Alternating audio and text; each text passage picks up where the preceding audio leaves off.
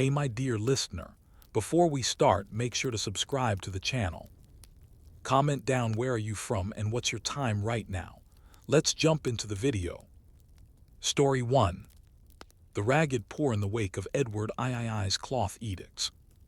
You find yourself walking down a muddy street in mid-14th century England. The year is 1363. The hum of market life mingles with the clatter of horseshoes and the murmurs of haggling. The air smells of damp wool and spilled ale. It is not the richness of life you observe, it is the layers, the literal fabric of society. And yet, most people don't know that in this time, you could be fined, imprisoned, or publicly humiliated simply for wearing the wrong kind of hat. The year marks the fourth decade of Edward III's reign, a period marked by war abroad and plague at home. In the wake of the Black Death, which killed an estimated one-third of England's population, a peculiar social crisis emerges. Labor is suddenly valuable. Peasants, once tethered to the land by both custom and starvation, find themselves with bargaining power. Wages increase. Opportunities, however grim, begin to appear. And with opportunity comes the audacity of aspiration. People start dressing up. Not in the modern sense, of course, but a landless farm worker might buy a slightly finer belt, a dyed tunic, or boots with pointed toes like the gentry. The emerging middle classes, particularly merchants and successful tradesmen, begin to emulate the aristocracy, commissioning garments of velvet, silk, and fur. It wasn't just fashion, it was a quiet rebellion against a centuries-old social order. In the eyes of the nobility, this was nothing less than chaos. Thus came the 1363 sumptuary laws. Edward III, under pressure from both Parliament and a nervous aristocracy, introduced an extensive set of clothing laws meant to preserve the visual distinction of class. These laws did not just restrict the rich, they were, in fact, most punitive toward the poor. The legislation outlined specific limits. Men and women of lower orders could wear only wool of domestic manufacture. Servants were forbidden from wearing anything dyed in scarlet, blue, or green. Silk, never. Fur, only if you made more than £100 per year, a fortune by medieval standards. For the first time, clothing was not just a matter of availability or taste, it was surveillance. The laws were detailed, exhausting, and peculiar. For instance, yeomen and their wives could not wear any cloth costing more than 2 shillings per yard. Only knights or barons' sons could wear cloth of gold. The cut, color, and even the length of garments were regulated. Shoes longer than 2 inches beyond the toe were outlawed for non-nobles. And accessories. No jeweled girdles for the butcher's daughter, no fur-lined cloaks for the mason's wife. But how could these laws be enforced? This is where the minutiae gets interesting. Enforcement was local. Town bailiffs and parish officers were expected to report violations. In practice, this meant one neighbor spying on another. Sumptuary law quickly became a mechanism of control, not just from the top down, but laterally sideways across communities. It bred suspicion. It encouraged conformity. And for some, it became a way to exact revenge. Whisper that a rival wore silk trim or illegal fur, and they might be publicly stripped and fined.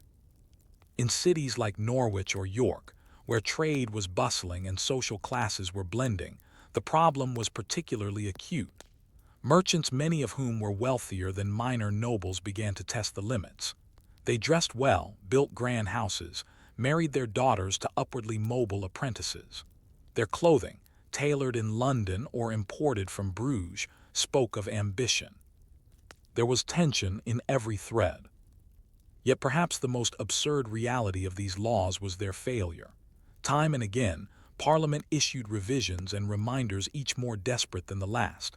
But enforcement remained sporadic and corrupt. Local officials often accepted bribes. Sometimes, they ignored violations entirely when the lawbreakers were too powerful or well-connected. And what of the poor? Many complied not out of fear, but because they had little choice. Sumptuary law to them was less a restriction and more a cruel reminder of what they could never have. And yet, there were exceptions. There are records of women in small villages who borrowed or inherited fine garments, wearing them briefly before being caught. There are tailors who added subtle flares, a hidden embroidery, a secret lining defying the law in ways that wouldn't be noticed unless one looked closely. Even in repression, there was resistance. Quiet, mundane, and thoroughly human. But it is the psychological impact of these laws that remains most fascinating. Imagine waking up each day knowing that your identity must be visible in your clothing, that your aspirations could be punished, that even in success, should you rise slightly above your birth, you must hide it behind coarse wool and plain stitching. These laws didn't merely regulate fashion, they codified shame. They reminded people of their place. And the laws extended even beyond clothing. Diet, furniture, and the number of courses in a meal could also be regulated in other regions. But in England, dress was the battlefield. Still, questions remain. Were these laws truly about morality and tradition, or were they more deeply tied to fears of economic change? What were the consequences for a society where upward mobility had to be disguised? Did the clothing laws actually succeed in maintaining social hierarchies, or did they inadvertently contribute to their erosion? As you consider these quiet power struggles woven into the seams of a tunic or the trim of a cloak, one cannot help but wonder. What happened when the people kept dressing up anyway? You are now in a town like Lincoln or Shrewsbury, sometime in the 1370s. It's been more than a decade since Edward III's infamous sumptuary laws were passed. The Black Death has made a second appearance, and the labor market continues to destabilize. But despite the specter of death, life carries on, and with it, fashion carefully chosen, quietly rebellious, and endlessly regulated. Yet something unexpected has happened. The cloth economy has not only survived, it has flourished. England's domestic wool trade is booming, with English broadcloth becoming a sought-after commodity. Ironically, the very laws intended to limit lavish dress among the lower classes have indirectly stimulated demand for well-crafted wool, because if peasants cannot wear silk, they seek the next best thing. Wool, dyed deeply and cut smartly, becomes a canvas of subtle defiance. So what does this mean for the working poor? It means they become clever. A carpenter's wife might not wear ermine or gold trim, but she will dye her wool a deep blue with woad, expensive, but not illegal. A brewer might commission a tunic with exaggerated sleeves, carefully within the letter of the law, but clearly meant to mimic noble fashion. A merchant's daughter might wear an underskirt made of silk hidden under layers of permitted fabric, but they're all the same. This is the era of tactical dressing. You see, the laws never quite account for loopholes. There are no sumptuary provisions for lining, for instance. So tailors begin sewing rich fabric inside garments, invisible to passers-by but satisfying to the wearer. In some regions, elaborate inner sleeves, embroidered, quilted, or beaded, become status symbols. Even shoes evolve, legal in shape, yet dyed in rare colors or adorned with exotic buttons. Sumptuary laws in practice become a game. There's a record from a town in Kent where a baker is fined for wearing a cloak lined with squirrel fur. He defends himself by stating the fur was inherited from his father and had sentimental value. The court still fines him, but his argument spreads. Inheritance becomes a popular loophole. Suddenly, more garments are claimed as heirlooms, passed from mother to daughter, regardless of their true origin. Guilds begin to play a crucial role. In cities, guilds control labor, wages, and trade, but also fashion and practice. A tailor's guild might issue its own dress code for members or apprentices. Some even offer official garments to be worn during feast days, opulent, but technically permitted. These guild-regulated outfits blur the line between legality and spectacle, creating a sanctioned space for luxurious clothing among non-nobles. But not all enforcement is humorous or benign. The penalties remain harsh, particularly in rural areas. Public shamming is a common punishment. Offenders may be paraded through the town with their garments inside out. Some are forced to burn the illegal fabric in the town square. In a few cases, repeat offenders are jailed. For women, the consequences are often gendered.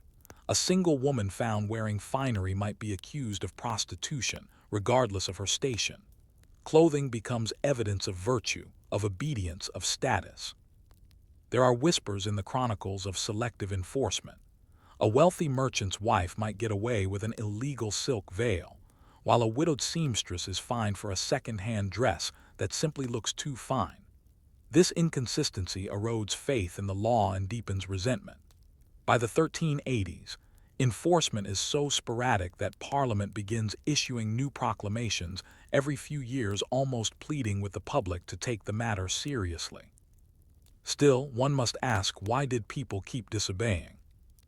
The answer lies in something deeply human. Appearance was power. To dress above one's station, even slightly, was to be seen, to be respected, to be heard. In a society where most were born into fixed roles, a garment could be a small rebellion. A peasant who dressed modestly might be treated with scorn, but one who looked like a prosperous artisan could command better prices at market or avoid harassment in town. Wealth and dress were also intertwined with morality. There was a prevailing belief that clothing reflected the soul. A well-dressed man was seen as dignified and respectable, even if his garments were technically illegal. A poorly dressed man, regardless of his honesty, was seen as lazy or base. Thus, the risk of violating sumptuary law was weighed against the benefit of being treated with dignity. There's a curious irony here. The same aristocracy that demanded obedience also set the trends. The rich flaunted their clothing in court, in portraits, in tournaments. Their excesses trickled down, inevitably imitated by the very classes they sought to keep in place. Nobility made fashion desirable, and then punished others for desiring it. One particularly telling example is the pointed shoe called the poulin. Originally a French import, it becomes wildly popular in England during the late 14th century. Nobles wear poulins with toes extending several inches beyond the foot, some even attaching bells. The church condemns the trend as vain, but commoners love it. Eventually, a law is passed restricting the length of poulins based on social rank. Knights may wear 4-inch points, commoners 2 inches or less. And yet cobblers continue to make longer shoes. Some are made to fold at the tip, others are stuffed so they appear shorter. The law chases fashion but always lags behind. Meanwhile, there's another unexpected consequence of the clothing laws. They help preserve records. Tax rolls, court documents, and guild logs all begin to include descriptions of garments illegal, questionable, or otherwise. We know today what a butcher's wife wore in 1372 because she was fined for it. In a strange way, these laws serve as historical snapshots of everyday life. But not all reactions are passive. There are subtle protests. Satirical poems mock the laws. Marginalia in manuscripts shows peasants in exaggerated noble attire. In towns like Exeter and Salisbury, middle-class patrons commission altarpieces that show them dressed in luxurious robes, despite the law. They dress the saints in similar clothing, transforming religious devotion into an act of quiet defiance. Even some churchmen push back. A few parish priests ignore parishioners' clothing violations during confession. One particularly bold abbot commissions robes so luxurious that the king himself sends a letter of reprimand. The lines between sacred and secular clothing begin to blur. And what of the monarchy? Edward III dies in 1377. His grandson Richard II inherits the throne, and with him, the endless debate about clothing continues. Richard, a notorious fashion icon in his own right, reportedly wore a white satin robe embroidered with gold pelicans and pearls the size of peas. His court was lavish. His disregard for modesty clothing or otherwise infuriated Parliament. By now, the laws seem less like moral guidelines and more like symptoms of a society straining to define itself. England is changing. The rise of towns, the spread of literacy, the instability of labor, and the growth of commerce have reshaped the social fabric. And yet, those in power try to control this evolution not through economic reform, but through the collar of a cloak. This is the central tension of the age. Power wants visibility, but so does aspiration. So what then is the long-term effect of all these laws and edicts and punishments? Do they preserve the social order? Do they instill morality? Or do they teach something far more enduring, that people, no matter how constrained, will always find ways to express who they are? As you imagine the carefully hidden lining of a woolen kirtle, or the extra inch on a forbidden shoe, consider this. Were sumptuary laws ever really about clothing at all?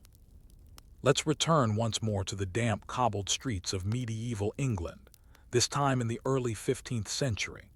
The legacy of Edward III's 1363 sumptuary laws still echoes faintly in the dusty chambers of Parliament and the increasingly weary guild halls of London, but something has changed.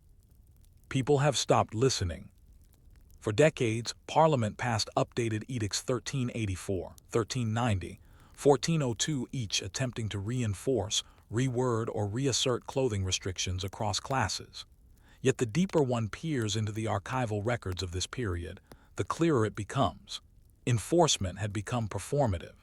Sumptuary law transformed from feared decree to toothless tradition, still present in ink, but fading from cloth.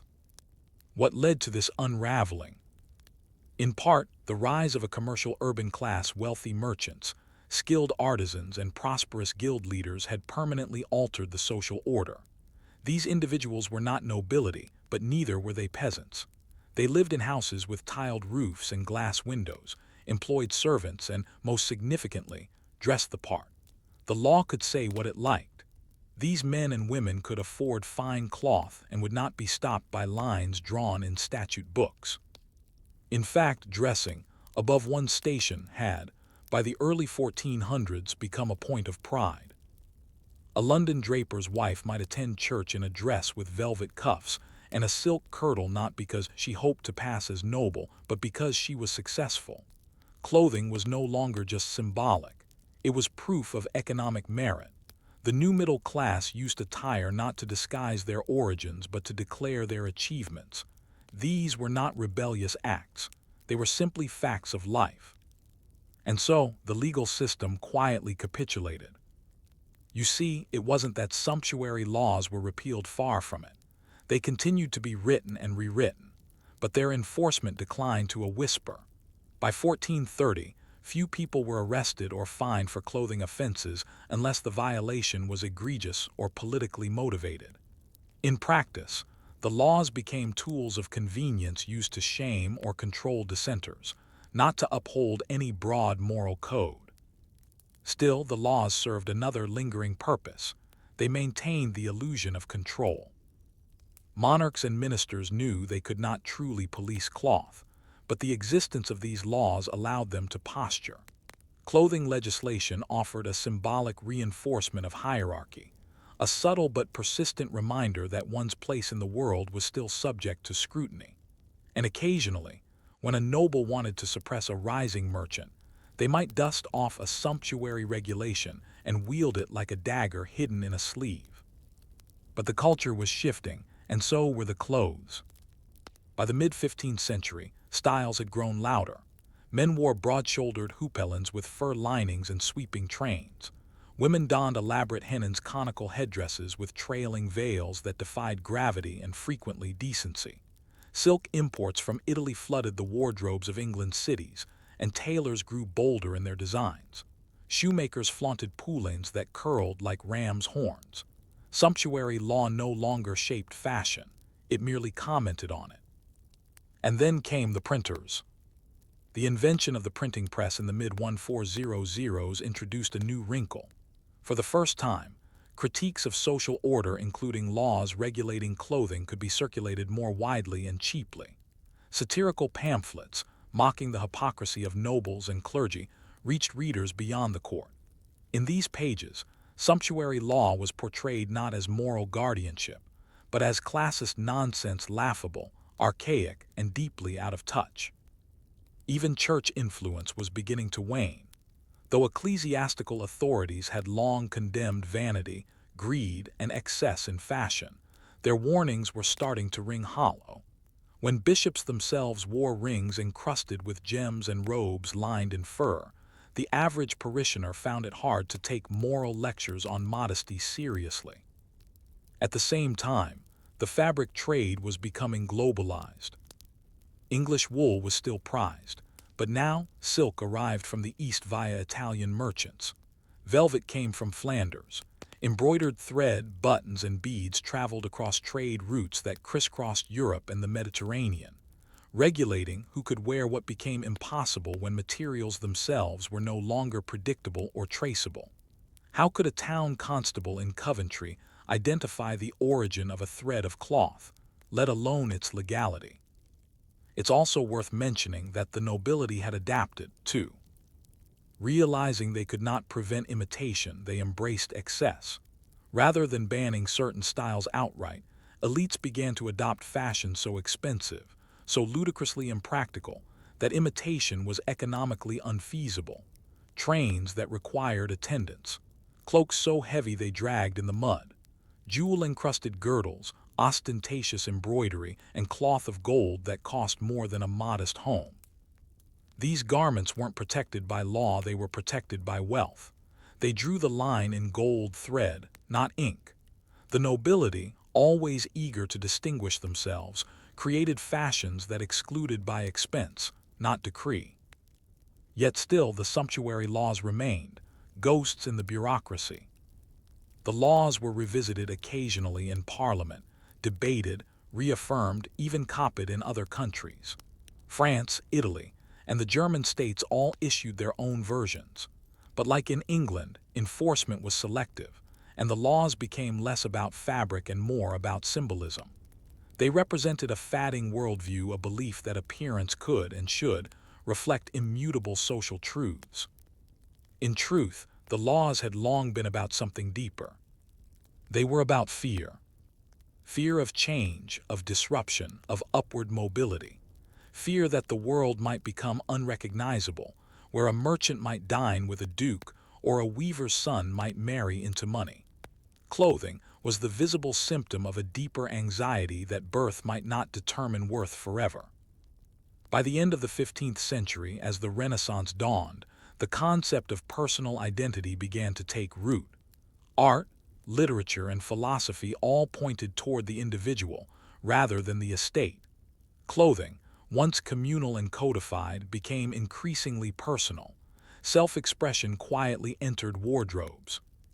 And so, the great experiment of Edward III, those laws written to fix social order in cloth, ended not with revolt, but with irrelevance. The laws still appeared in books. They were still quoted by scholars and repeated by town criers, but they had lost their teeth. The people no longer dressed to obey. They dressed to be seen, to survive, to thrive, to be human. And as you walk away from the muddy lanes and candle-lit halls of this forgotten chapter in English history, consider what those fraying laws reveal, not about fashion, but about the people who wore it. If clothing once defined a person's place, what does it mean that no one was listening anymore? Story 2. How silk became a symbol of treason in Republican Florence. You are now in the sun-drenched piazzas and narrow alleys of Florence, sometime in the late 14th century. The city, nestled in the Arno River Valley, hums with ambition. Stone palaces rise alongside modest dwellings, their windows shaded by wooden shutters and their walls echoing with the sounds of commerce and argument. There is gold here, yes, but more importantly there is taste. And in Florence, taste is political. To understand why silk, something so soft and delicate, could ignite fears of treason, we must first understand the city that feared it. Florence was a republic, but not a democracy in the modern sense. Power shifted among oligarchic families, merchant guilds, and feuding factions. In the 14th and 15th centuries, Florence was ruled not by kings but by a careful, complicated dance of influence. To rise in Florentine society, one needed wealth, connections, and crucially restraint, or at least the performance of it. Florence prided itself on republican modesty. In theory, everyone dressed plainly. In theory, even the richest banker was still a servant of the public good. In practice, of course, this was fiction, but it was fiction everyone was expected to perform. And so, the appearance of silk on the back of a merchant's wife or the sleeve of a political clerk was not just a fashion choice, it was a statement. It whispered ambition. It hinted at luxury, indulgence, and perhaps the worst sin of all in Florence, allegiance to aristocracy. Because while Florence was a republic, it was surrounded by monarchies. Kings and dukes who wore silk robes, ermine collars, and jeweled belts. And so to wear silk in Florence was to evoke these foreign powers, to align oneself, even unconsciously, with the idea of monarchy. That, to the Republican elite, was dangerous. The first sumptuary law targeting silk in Florence was passed in 1322, and it was not subtle. It explicitly banned silk garments of foreign cut from being worn in public by citizens. A second law, in 1330, banned embroidered silk. Then came regulations limiting the width of silk sleeves, the length of silk trains, and even the number of silk buttons on a bodice. The laws grew increasingly bizarre. In 1373, a woman of the merchant class was forbidden from wearing a silk veil unless she was over the age of 50 or recently widowed.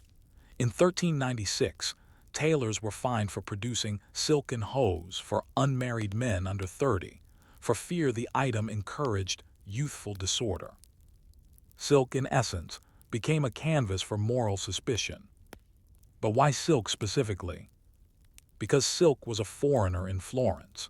It came via trade routes from Byzantium, from China, and later, from Ottoman-controlled cities.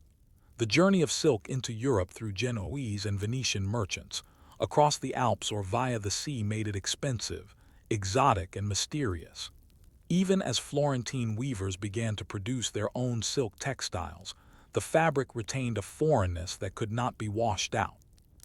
Sumptuary laws, then, did more than protect morality. They protected identity. Republican Florence feared that luxury would make it soft, like the courts of Milan or Naples. So its laws became defensive, brittle, and occasionally paranoid. Of course, these laws, like most sumptuary laws, were selectively enforced. The Medici family, rising in influence by the early 15th century, were notorious for their double standards. In public, they wore subdued, earth-toned robes, but in private and at feasts or weddings they shimmered. Their garments were lined with imported damask and woven with gold thread. Cosimo de' Medici famously commissioned a robe of filatixio, a silk so fine it was nearly transparent, but never wore it in public. Instead, it was displayed in his home, folded carefully like a treasure. Legal because it was not worn, clever because it was meant to be seen anyway. Silk's power, you see, lay not only in how it felt or draped, but in what it implied. A woman walking through Florence in a modest woolen dress might turn no heads, but add a thin band of silk across the neckline or a ribbon of dyed silk at the waist, and the effect was immediate. She became suspect. Was she a noble, a courtesan, a foreigner? Did her husband have ties to Rome or Venice? Sometimes she might simply be wealthy, but in Florence, even that could be problematic. The rise of the merchant class, the popolo grasso, or fat people, was transforming the city. These were bankers, textile traders, and guild leaders who had amassed enormous wealth without noble blood. They began to commission portraits, build palatial homes, and educate their sons in Latin and law. But clothing remained a contested field. A silk garment worn without title or land could be interpreted as arrogance, or worse, pretension to rule. The fear among Florence's ruling elite was not merely fashion, it was sedition. A well-dressed merchant with a following, a taste for luxury, and political ambitions might very well become a prince in all but name. The Republic had seen it happen in other cities: Verona, Ferrara, even Milan. Sumptuary laws became an attempt to forestall history. They failed. By 1400, despite constant legal revisions, silk flooded Florence. Trade increased. Foreign designers arrived. Florentine weavers improved their techniques and began to export luxury fabrics across Europe. Even the clergy began to wear silk in official ceremonies, justifying it as for the glory of God. And the people, they adapted. A common trick was to wear silk under a wool tunic, or to sew silk linings inside cloaks. In this way, the law was observed in appearance but not in spirit. As in England, loopholes multiplied. Silk sleeves could be tied on and removed before stepping into public. Hats might include a single hidden silk tassel. Even buttons became a form of coded rebellion carved from mother of pearl, wrapped in silk thread, or dyed with costly saffron. The state responded by regulating weddings. Yes, weddings. Marriage feasts became focal points of social and sartorial anxiety. A wedding was the moment when families could flaunt their status. So Florence began issuing wedding-specific sumptuary laws, limiting the amount spent on dresses, the number of garments gifted to a bride, and even the colors permitted in celebration. A 1415 law limited wedding dresses to no more than one variegated band of silk, and no embroidery save the family's crest. That law was broken within a year. The archives hold fascinating tales. A bride named Alessandra de Rossi was fined for appearing at her own wedding in a silk gown dyed deep crimson, a color reserved for the highest nobility. Her father paid the fine, proudly. The dress was hung in their home like a relic. Sumptuary law had failed to suppress silk, but it had succeeded in something else. It made clothing inherently political. Silk became not just a fabric, but a language. To wear it was to send a message. Sometimes the message was, "I am rich." Sometimes it was, "I am dangerous." Sometimes it was, "I am untouchable." And sometimes, for those who dared, it was, "I could rule." Yet Florence clung to its fiction of modesty. The laws stayed on the books. The fines were issued. Tailors were threatened. Women were judged. But the threads of power had already been rewoven into something new. As you leave the echoing stone courtyards and the whispering halls of this silk-strangled republic, ask yourself, what happens when rebellion becomes fashionable and the fabric of treason is worn with pride? In the dense tangle of Florence's civic records and legal statutes lies a curious detail. Tailors were held accountable for their clients' vanity. By the mid-15th century, a tailor could be fined or excommunicated if he knowingly created a garment that violated sumptuary law. This tells us something crucial. The government had begun to accept that people would break the rules. So instead of only punishing the wearers, they turned to the makers. Imagine the position of a Florentine tailor in 1440. He is not just a craftsman. He is a silent conspirator, a diplomat of cloth. He must navigate the wishes of his wealthy clients who often demand subtle excess and the scrutiny of guild inspectors or civic officers who check for illicit trims, sleeve lengths, or unlicensed silks. To survive, the tailor must learn discretion. He hides forbidden linings inside the folds of sleeves. He constructs detachable silk panels that can be removed swiftly if the client is summoned to court. He dyes fabric with locally permissible tints that mimic restricted colors, and when necessary, he simply lies. There's a preserved contract in the Archivio di Stato di Firenze between a silk merchant and a tailor dated 1447. The garment described is a giornia, a sleeveless overgown, lined with saffron-dyed silk and edged with imported gold thread. The contract includes a peculiar clause: to be worn only in domestic ceremony, and not to be seen on the street. This is how the law operated, not as an absolute, but as a performance. And speaking of performance, no figure embodied the theatrical contradiction of sumptuary politics more than Cosimo de' Medici, often referred to as Cosimo Pater Patrii, the father of the nation. Cosimo, who ruled without office for much of his life, perfected the art of modest opulence. His robes were dyed in subdued colors, his home relatively unadorned from the street. But inside, velvet, tapestries, illuminated books, and imported silks from Lucca and Venice. Cosimo understood something fundamental. Power must appear humble to be accepted in a republic. Silk, therefore, became his secret indulgence. He gifted silk vestments to bishops. He financed a silk-weaving workshop that employed women, framing it as a pious act of economic development.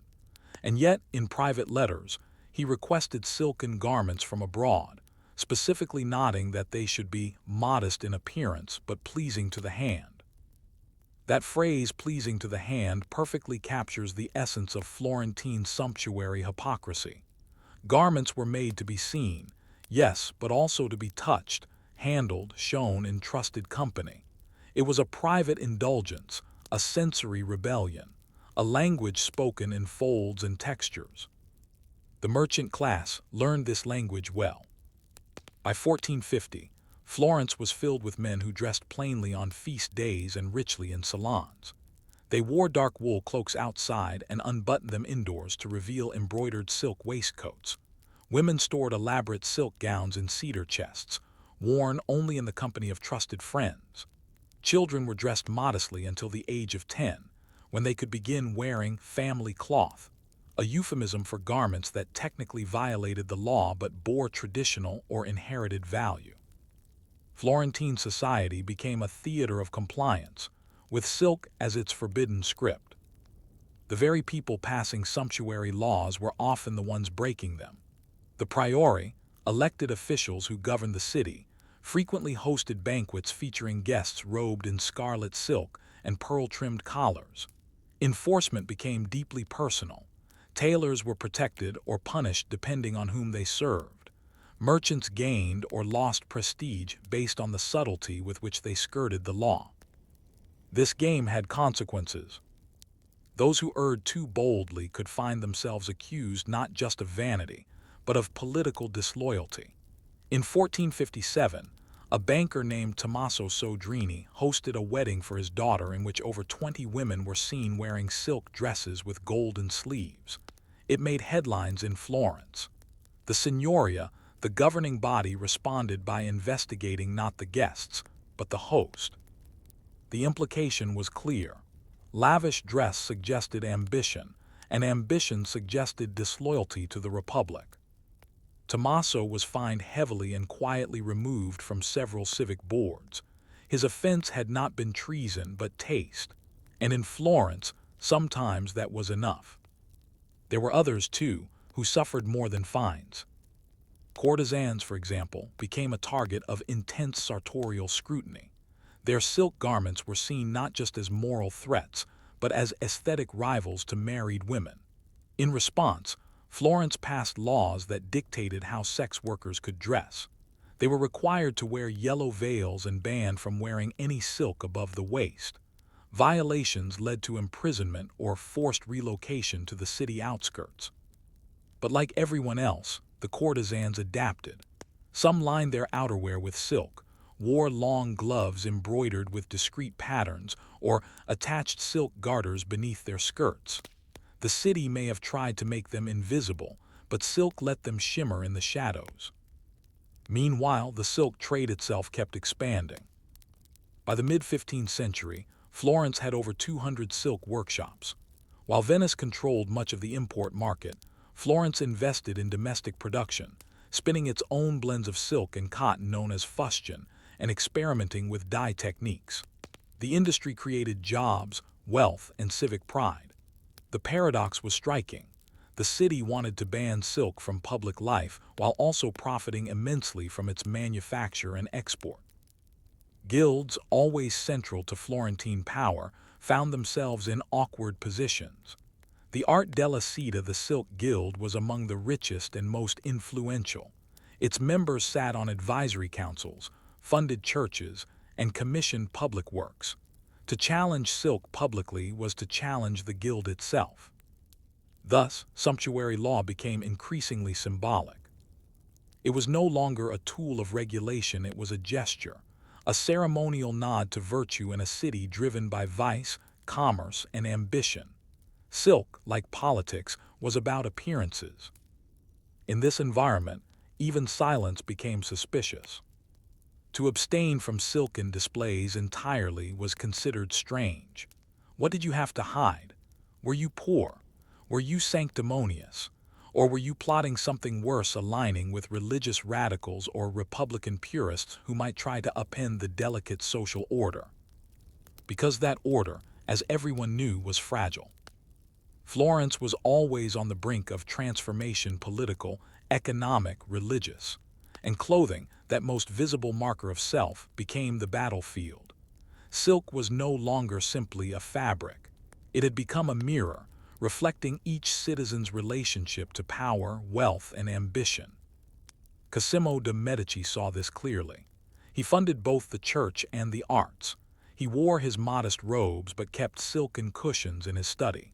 He enforced sumptuary laws selectively, harshly punishing enemies while overlooking the excesses of friends. And in doing so, he laid the foundation for his descendants not just to rule Florence, but to redefine it. As you walk the imagined corridors of Florentine palaces, trailing your fingers along brocade pillows and unadorned wool cloaks, ask yourself this. If silk was forbidden because it revealed too much, what did it say when everyone started wearing it anyway?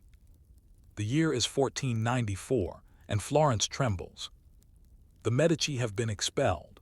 The Dominican friar Girolamo Savonarola rises in power, preaching fire, sin, and purification. His sermons thunder against vanity, art, and yes, silk. A new sumptuary fever sweeps the city, but this time it is no longer a gentle nudge toward modesty. It is a demand. Silk, once a symbol of quiet ambition, now becomes a target of religious rage. Savonarola's followers, the Piagnoni, or weepers, roam the city enforcing spiritual austerity. They raid homes, confiscating playing cards, mirrors, perfumes, and luxurious garments. At the height of this movement, they stage the bonfire of the vanities in 1497. It is no metaphor. Piles of silken dresses, velvet hoods, brocaded shoes, and even embroidered paintings are set ablaze in the Piazza della Signoria. And the people watch, some cheer, others weep. It's as if Florence has tired of its contradictions and, in a final theatrical act, tries to purge the sins it once wore with pride. Silk, which once denoted treasonous ambition, now signifies damnable pride. The religious and political anxieties of a century are now literalized in fire and smoke. But not everyone complies. Clothing smuggling, yes, a real crime, becomes an underground industry. Merchants hide silk in bales of wool or disguise it as linen. Tailors continue to sew in secret, creating garments that can be reversed, modest on one side, sumptuous on the other. In some Florentine homes, trunks of contraband garments are hidden behind false panels. The city may have burned silk publicly, but privately it never let go. Still, the crackdown has an effect. Florence becomes briefly and remarkably subdued, art declines, theaters close, weddings are smaller, fashion stalls. Silk production, one of the city's proudest industries, suffers, workshops close, weavers leave. For a moment, it seems that modesty might finally prevail. But as history teaches, extremes rarely last. Savonarola is excommunicated by Pope Alexander VI. In 1498, he is arrested, tortured, and executed, ironically in the same square where his bonfire had roared. The old order, or some version of it, begins to creep back. The Medici will return eventually. So will the artists, the poets, and the fabrics. By 1500, Florence is no longer the city of strict republican modesty it once tried to be. It is a city in transition, where aristocracy and commerce, religion and rebellion, all jostle for dominance. Silk, no longer simply forbidden or sacred, becomes integrated into a new Florentine identity, one that balances civic pride with personal wealth. The irony. By the early 16th century, Florence officially sponsors silk production as a state enterprise. The very fabric that once symbolized moral decline is now considered a pillar of the economy. Civic leaders wear it openly. Wealthy women parade in it. Church processions are wrapped in it. silk has been tamed not by suppression, but by adoption. So what happened? Ultimately, sumptuary laws failed not because they were ignored, but because they misunderstood human nature. Florence's leaders believed they could legislate restraint, codify humility, and protect the republic from ambition.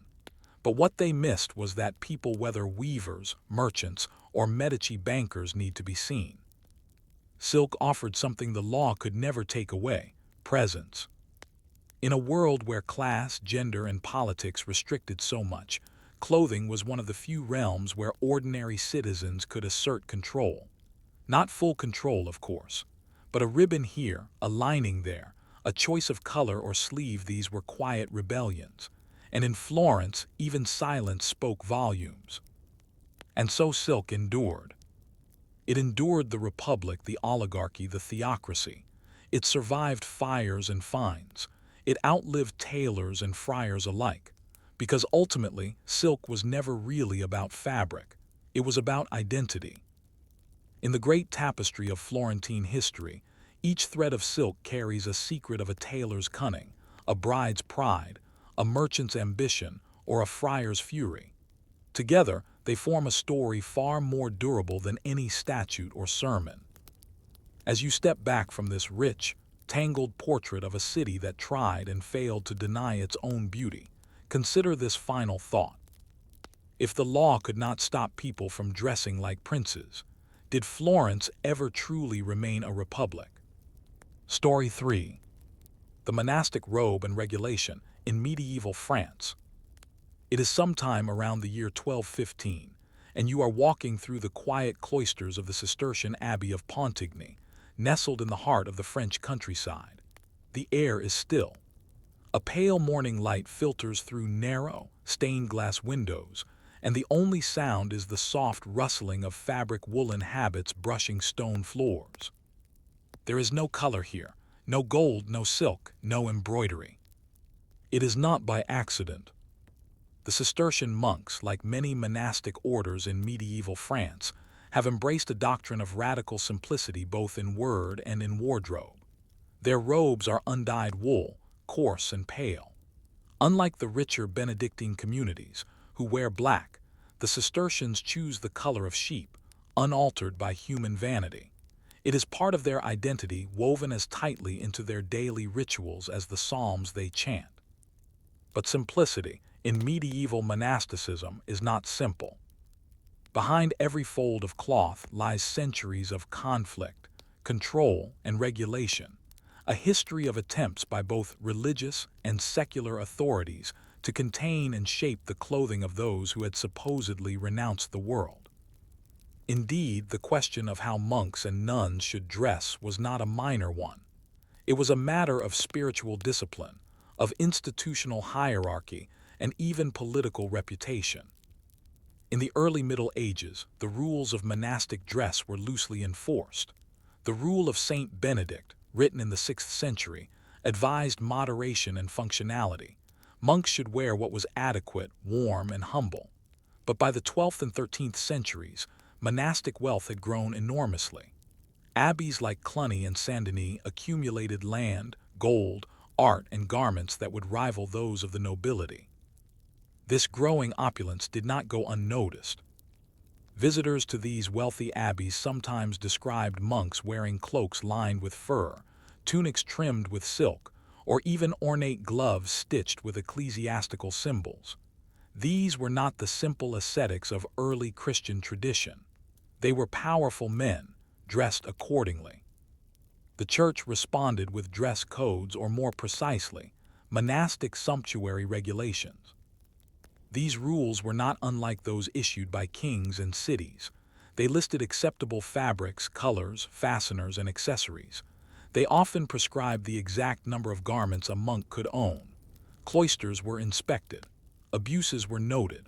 But enforcement was always complicated. Because monastic dress, like all clothing, was both public and private, both functional and symbolic. And no place symbolized this tension more than the Abbey of Cluny. At its height in the 11th and 12th centuries, Cluny was a center of religious reform and also a monument to lavish spirituality. The monks of Cluny believed that beauty artistic, architectural, and sartorial was an expression of divine glory. Their robes reflected this. Liturgical garments were woven with gold thread. Choir mantles shimmered with brocade. Visitors described vestments that could rival the attire of bishops. But others, especially rival orders like the Cistercians, saw this as corruption. The Cistercian reform movement, beginning in the late 11th century, defined itself in opposition to Cluny's splendor. For them, clothing was a battleground. To wear unadorned wool was not just an economic or aesthetic choice, it was a theological statement, a rebuke to excess, a return to poverty, a declaration of obedience. In France, this led to increasingly detailed papal regulations. The Fourth Lateran Council of 1215, one of the most significant church councils of the medieval period, specifically addressed monastic dress. It required that monks wear garments that were conformable to poverty and discipline. It also warned against tailoring clothing, according to the vanity of the world. From that point forward, local bishops had more authority to inspect and discipline monastic communities whose clothing was deemed inappropriate. But the lines were blurry. What exactly was vanity? Was it the fabric, the color, the stitching? Was a black wool cloak more humble than a gray one? Could a monk own 2 tunics? What if he lived in a colder climate? Could he wear shoes lined with fur? And what about ceremonial robes worn only during feast days? These questions filled monastic correspondence for decades. Abbeys debated internally. Some orders split over dress codes alone.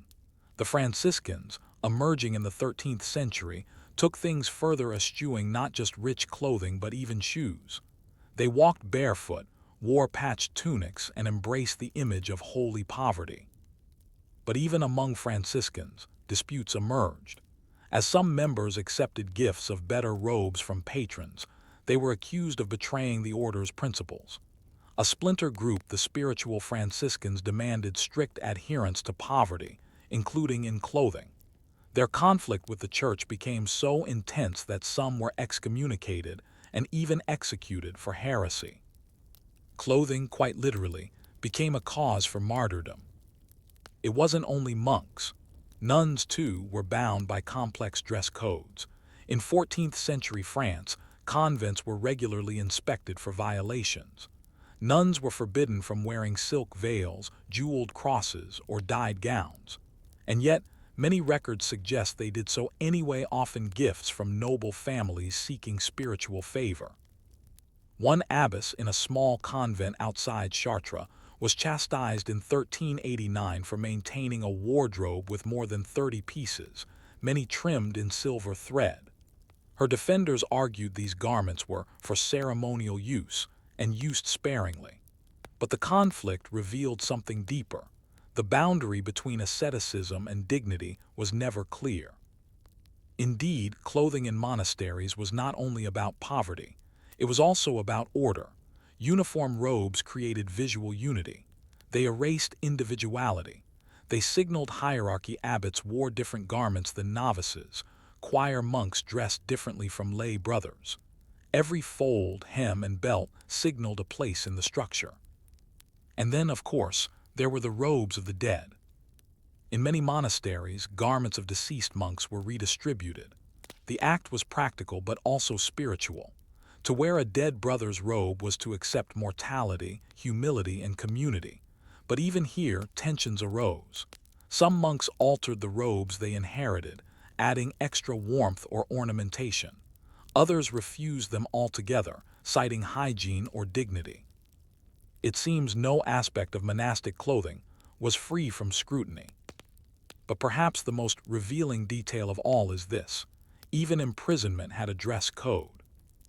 In ecclesiastical prisons where heretical or disobedient monks were confined, there were rules for attire. Some were stripped of their habits entirely. Others were made to wear coarse, marked robes. The logic was clear. Humility must be visible. Punishment must be woven. In this way, the robe was never just cloth. It was theology, it was structure, it was obedience stitched into every seam. As the 14th and 15th centuries progressed, some orders began to relax their rules. Others grew stricter. But one truth remained: monastic clothing was always political. It reflected the balance between worldly wealth and spiritual poverty, between unity and individuality, between appearance and intention. And yet, despite centuries of debate, inspection, regulation, and punishment, did anyone ever truly agree on what holy clothing looked like?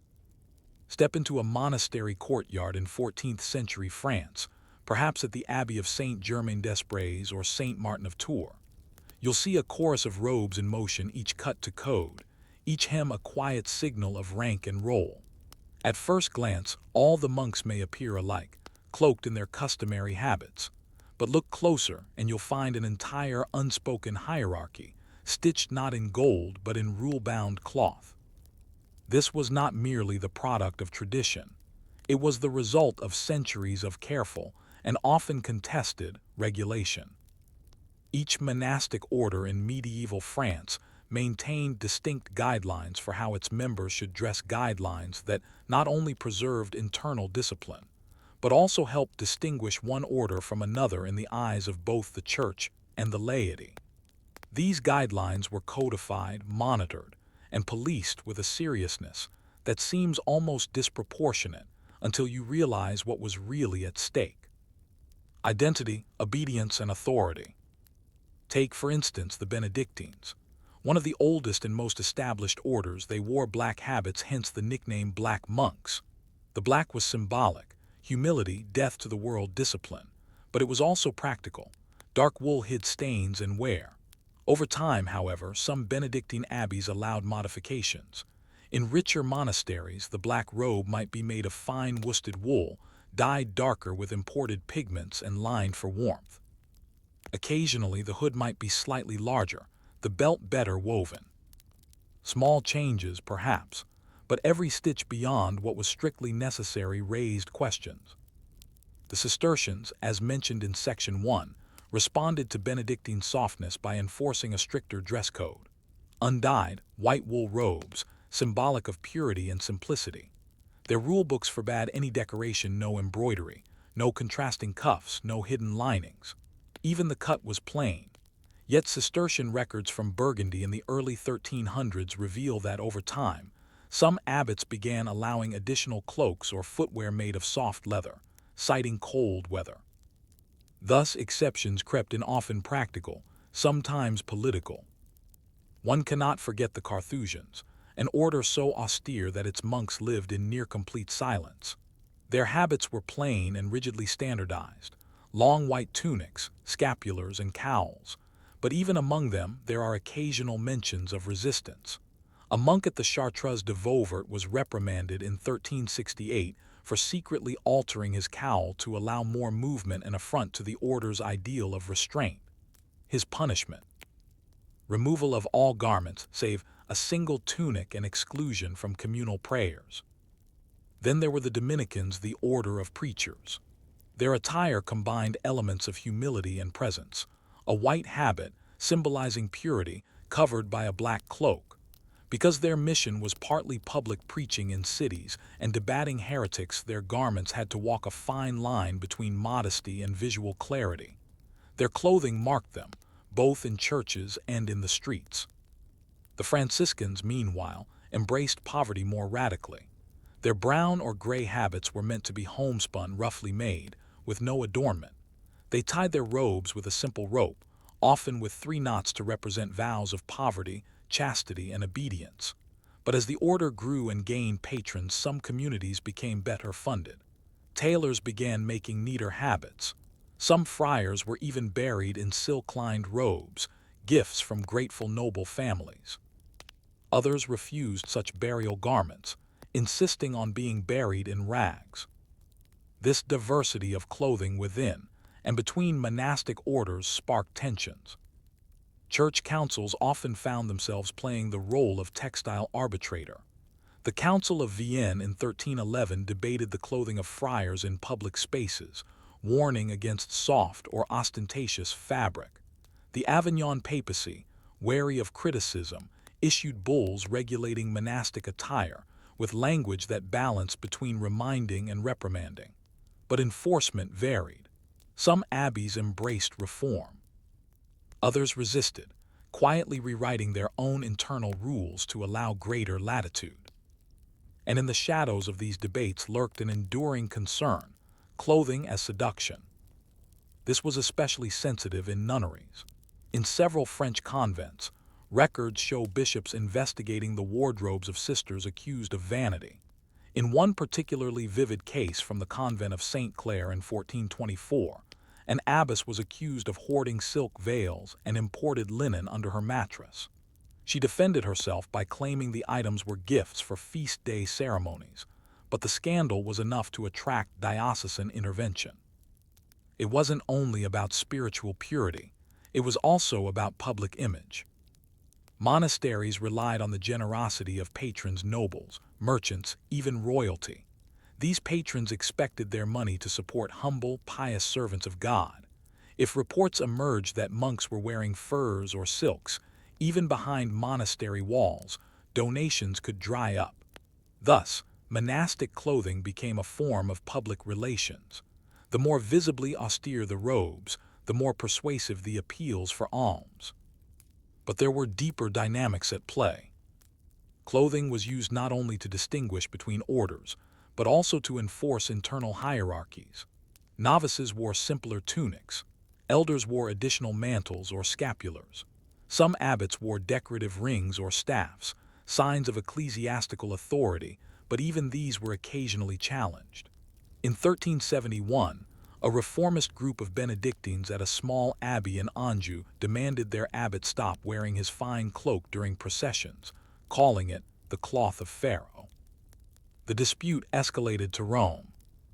A robe, it seems, could be both crown and cage. In some abbeys, even the quality of a monk's underclothes became a matter of record. Was the linen shirt too finely woven? Were the hose too snug? Were the sandals stitched too carefully? Inspectors took notes. Cloth was scrutinized for more than comfort, it was evidence of the soul's condition. This obsession with control also served a broader institutional purpose. It maintained discipline. By ensuring everyone dressed the same or was visibly marked by difference, the order kept individual ambition in check. A monk could not buy prestige through appearance.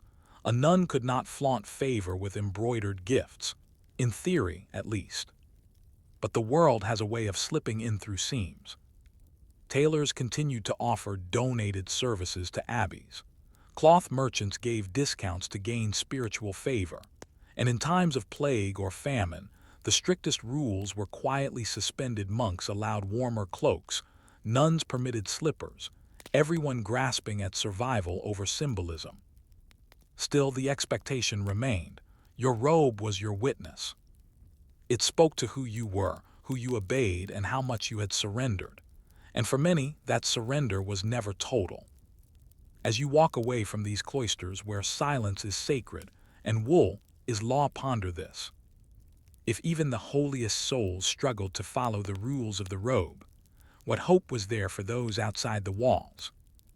We now arrive at the waning years of the medieval period. It is the late 15th century in France, and the landscape of monastic life is shifting. Wars have scarred the countryside. The 100 Years' War has left towns crumbling, villages abandoned, and abbeys ransacked.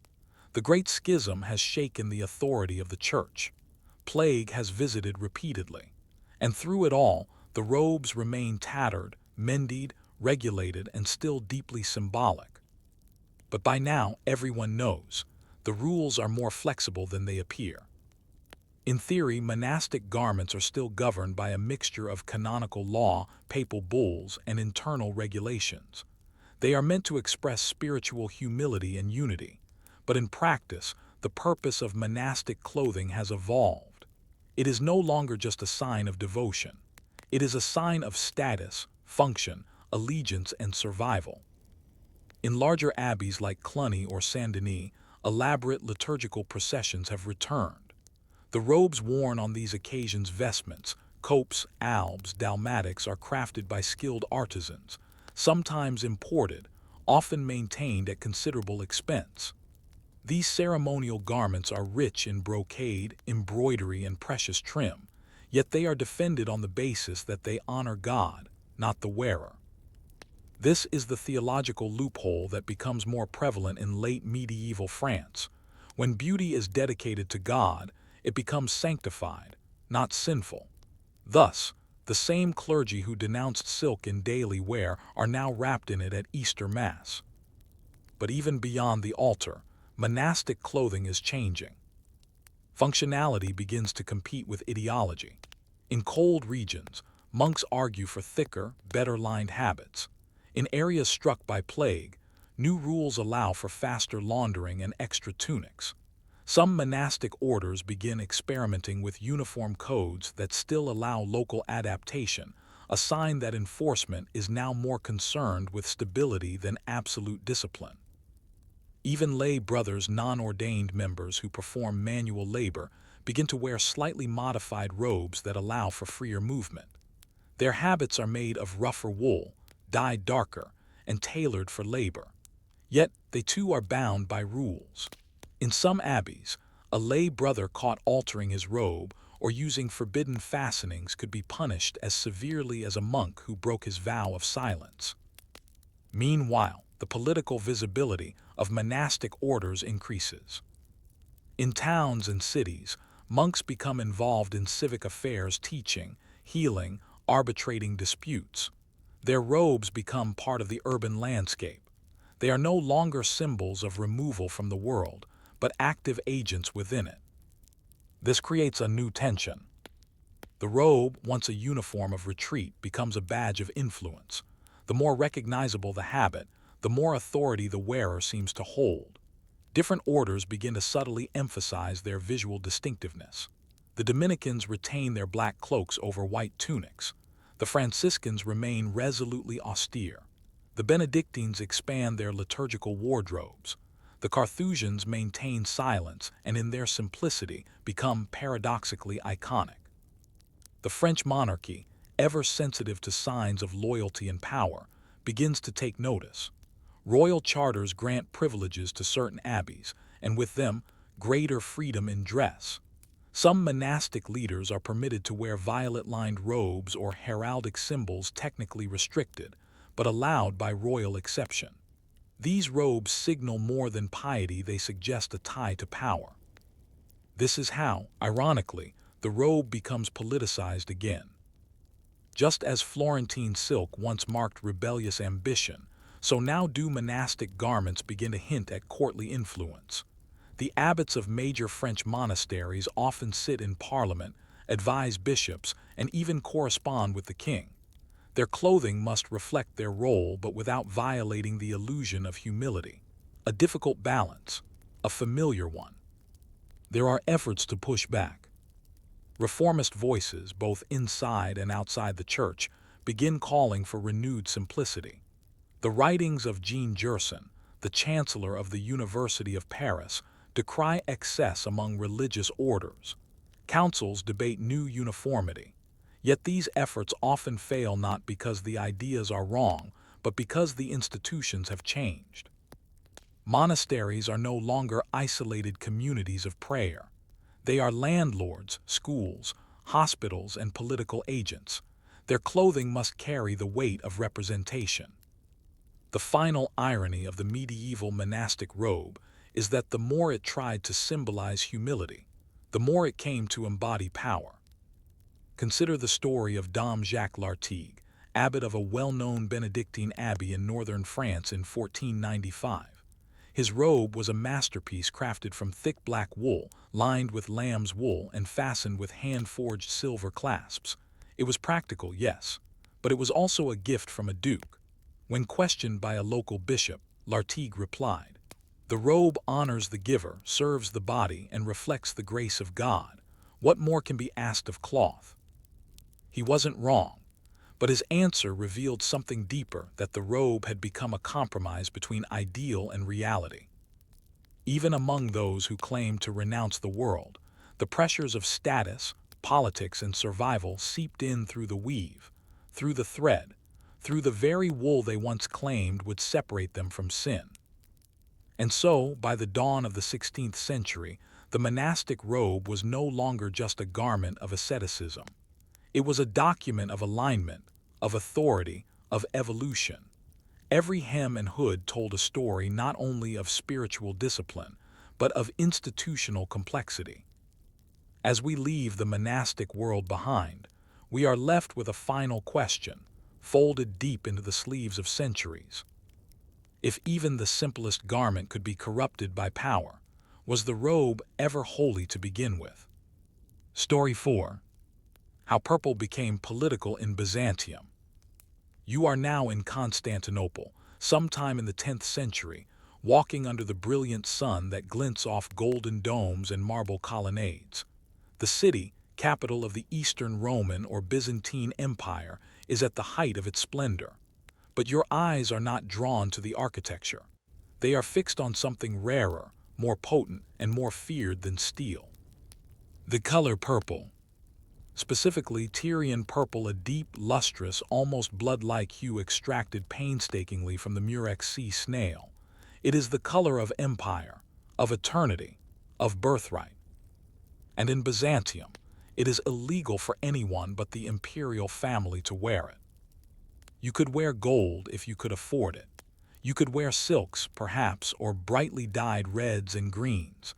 But purple, true imperial purple, was forbidden. Not just discouraged or frowned upon, but legally restricted under penalty of exile, confiscation, or worse. Why? Because in Byzantium, color was law, and purple was not just a fashion choice, it was a statement of sovereignty. The phrase "born in the purple," porphyrogenitos in Greek, was not metaphor. It was literal. Imperial children born in the special porphyra, the purple marble-walled chamber of the great palace of Constantinople, were considered uniquely legitimate. They were marked from birth as heirs of divine right. Purple did not merely clothe power, it defined it. But how did a color gain such weight? It begins, as many things do, with Rome. Even in the classical era, purple was reserved for high office. Senators wore tunics trimmed with a purple stripe, the laticlave. Generals donned purple cloaks during triumphs. But with Byzantium, the restrictions intensified. Purple ceased to be an accent. It became a sacred aura. The process of making Tyrian purple was grueling and secretive. Thousands of sea snails were needed to produce a single gram of dye. The result was a color that resisted fatting, grew richer with time, and shimmered with an almost otherworldly hue under sunlight. The dye became so valuable that the state took control of its manufacture. By the 6th century, under Justinian I, the state had established a monopoly on purple production. No private merchant could legally produce or sell garments dyed with real Tyrian purple. Only the emperor, his family, and selected high officials were allowed to wear it, and even they had to observe strict rules. Wearing purple without imperial sanction was a political crime, often considered treason. And yet, that didn't stop people from trying. Merchants and nobles, especially in border regions or during periods of instability, occasionally wore purple as a signal, sometimes of allegiance, sometimes of ambition. Pretenders to the throne almost always tried to secure access to purple garments before launching a claim. Wearing the color was tantamount to declaring oneself chosen by God. This, in turn, led emperors to intensify restrictions. In the Ecloga and later Basilica Byzantine legal codes, punishments for unauthorized use of purple were severe. Confiscation of property was common. Exile or mutilation was not unheard of. Rumors spread of dyers who tried to replicate Tyrian purple being blinded or branded. But the line was not just drawn around the dye. It extended to variations of color, cuts of robe, and types of fabric. Only emperors could wear full robes of purple silk. Officials were sometimes permitted narrow purple stripes, but these were carefully defined. Even the combination of purple with gold, especially embroidered eagles or crosses, was seen as dangerously presumptuous. The system was obsessively codified, but it was also symbolic. To see a man in full purple was to see the emperor or someone pretending to be him. There's a famous account of Nikephoros Phokas, a general who seized the throne in 963 CE. Upon entering Constantinople, he did not initially don the imperial purple, despite having the military and political support to claim the title. Why? Because to wear it before the coronation was to tempt fate and to risk appearing illegitimate. When he finally wore the robe, it was during the crowning ceremony in the Hagia Sophia, with bishops present and choirs singing. The moment he slipped on the purple tunic, clasped the golden fibulae, and donned the cloak, he was transformed not just in law but in the public eye. He had become the emperor. The robe made the man. But not everyone agreed on the symbolism. Clerics viewed purple with unease. While bishops occasionally wore purple trim, especially in the West, the Orthodox tradition associated the color with earthly power. Some ascetic monks openly criticized its use. They wrote sermons denouncing the arrogance of emperors, the vanity of purple-clad courtiers, and the hypocrisy of Christian rulers who dressed like pagan gods. Still, the robe remained. In Byzantine court culture, clothing was a form of ritual communication. Emperors wore different garments for processions, religious festivals, judicial hearings, and military campaigns. Every detail, the color, the sleeve length, the embroidery conveyed rank and purpose. A general might wear a purple belt. A eunuch might wear a tunic with a purple border. But only the emperor could wear head-to-toe purple silk. This elaborate system wasn't limited to men. Imperial women, too, were bound and elevated by their garments. Empresses wore purple robes trimmed with pearls and sapphires. Their sleeves were sometimes woven with miniature scenes of biblical miracles or imperial victories, but even they were expected to follow strict visual codes. Veils had to be worn in public. Colors and cuts were prescribed based on rank and occasion. To dress improperly could lead to scandal or even political disgrace. And yet, as with all sumptuary systems, loopholes emerged. Some foreign envoys, seeking favor, arrived wearing purple cloaks, earning either swift rebuke or strategic forgiveness. Dyers in the provinces began using murex substitutes, less costly dyes that mimicked the look without the legal risk. Courtiers wore purple lining or purple undergarments, not visible at court but nonetheless thrillingly close to transgression. In the empire's waning years, these boundaries blurred further. With economic instability, invasions, and internal strife, the strict enforcement of purple laws weakened. Some emperors, desperate for loyalty, gifted fragments of purple cloth as tokens of reward. Others sold them. Pretenders and generals began wearing purple more boldly, knowing the consequences were now inconsistent. The dye itself, once the pride of empire, grew rarer. By the 13th century, with the Fourth Crusade and the sack of Constantinople, the empire's monopoly on Tyrian purple was broken. Latin rulers wore what they liked. The Venetian merchants sold silks dyed with all manner of purples, mocking the old rules with every yard sold. And yet, even in decline, the symbolism endured. When Constantine XI, the last Byzantine emperor, prepared for the final siege of Constantinople in 1453, he wore purple, not to flaunt power but as a final act of identity. When the city fell to the Ottomans, his body was reportedly identified by the purple shoes he wore. The message was clear, even in death.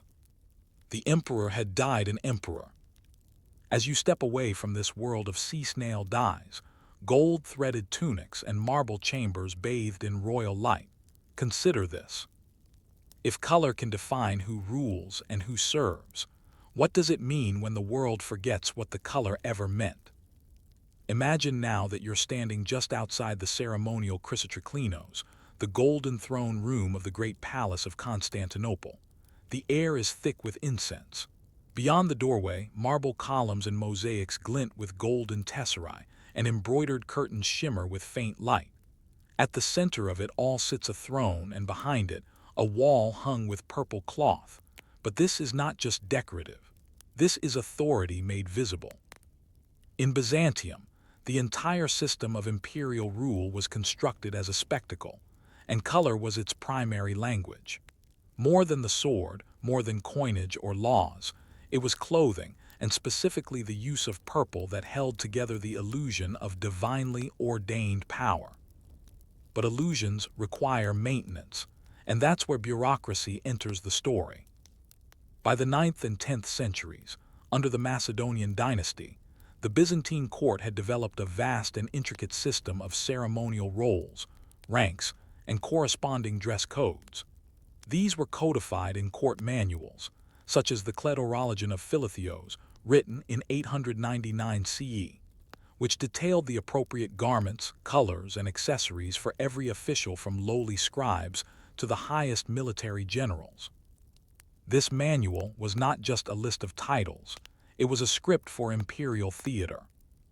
Every official occasion, feast days, religious processions, audience receptions, military triumphs required specific costumes. The higher the official, the more elaborate the robes, but always with the clear understanding that only the emperor could wear full imperial purple. And not just any purple murex-dyed silk, known in Greek as porphyra. The chemical process to produce this dye was secretive and expensive. It could take over 10,000 sea snails to make a single gram of pigment. The imperial dye works were carefully guarded. Dyers were sworn to secrecy. The location of the purple workshops near the palace was restricted. Recipes were lost, then rediscovered, then lost again.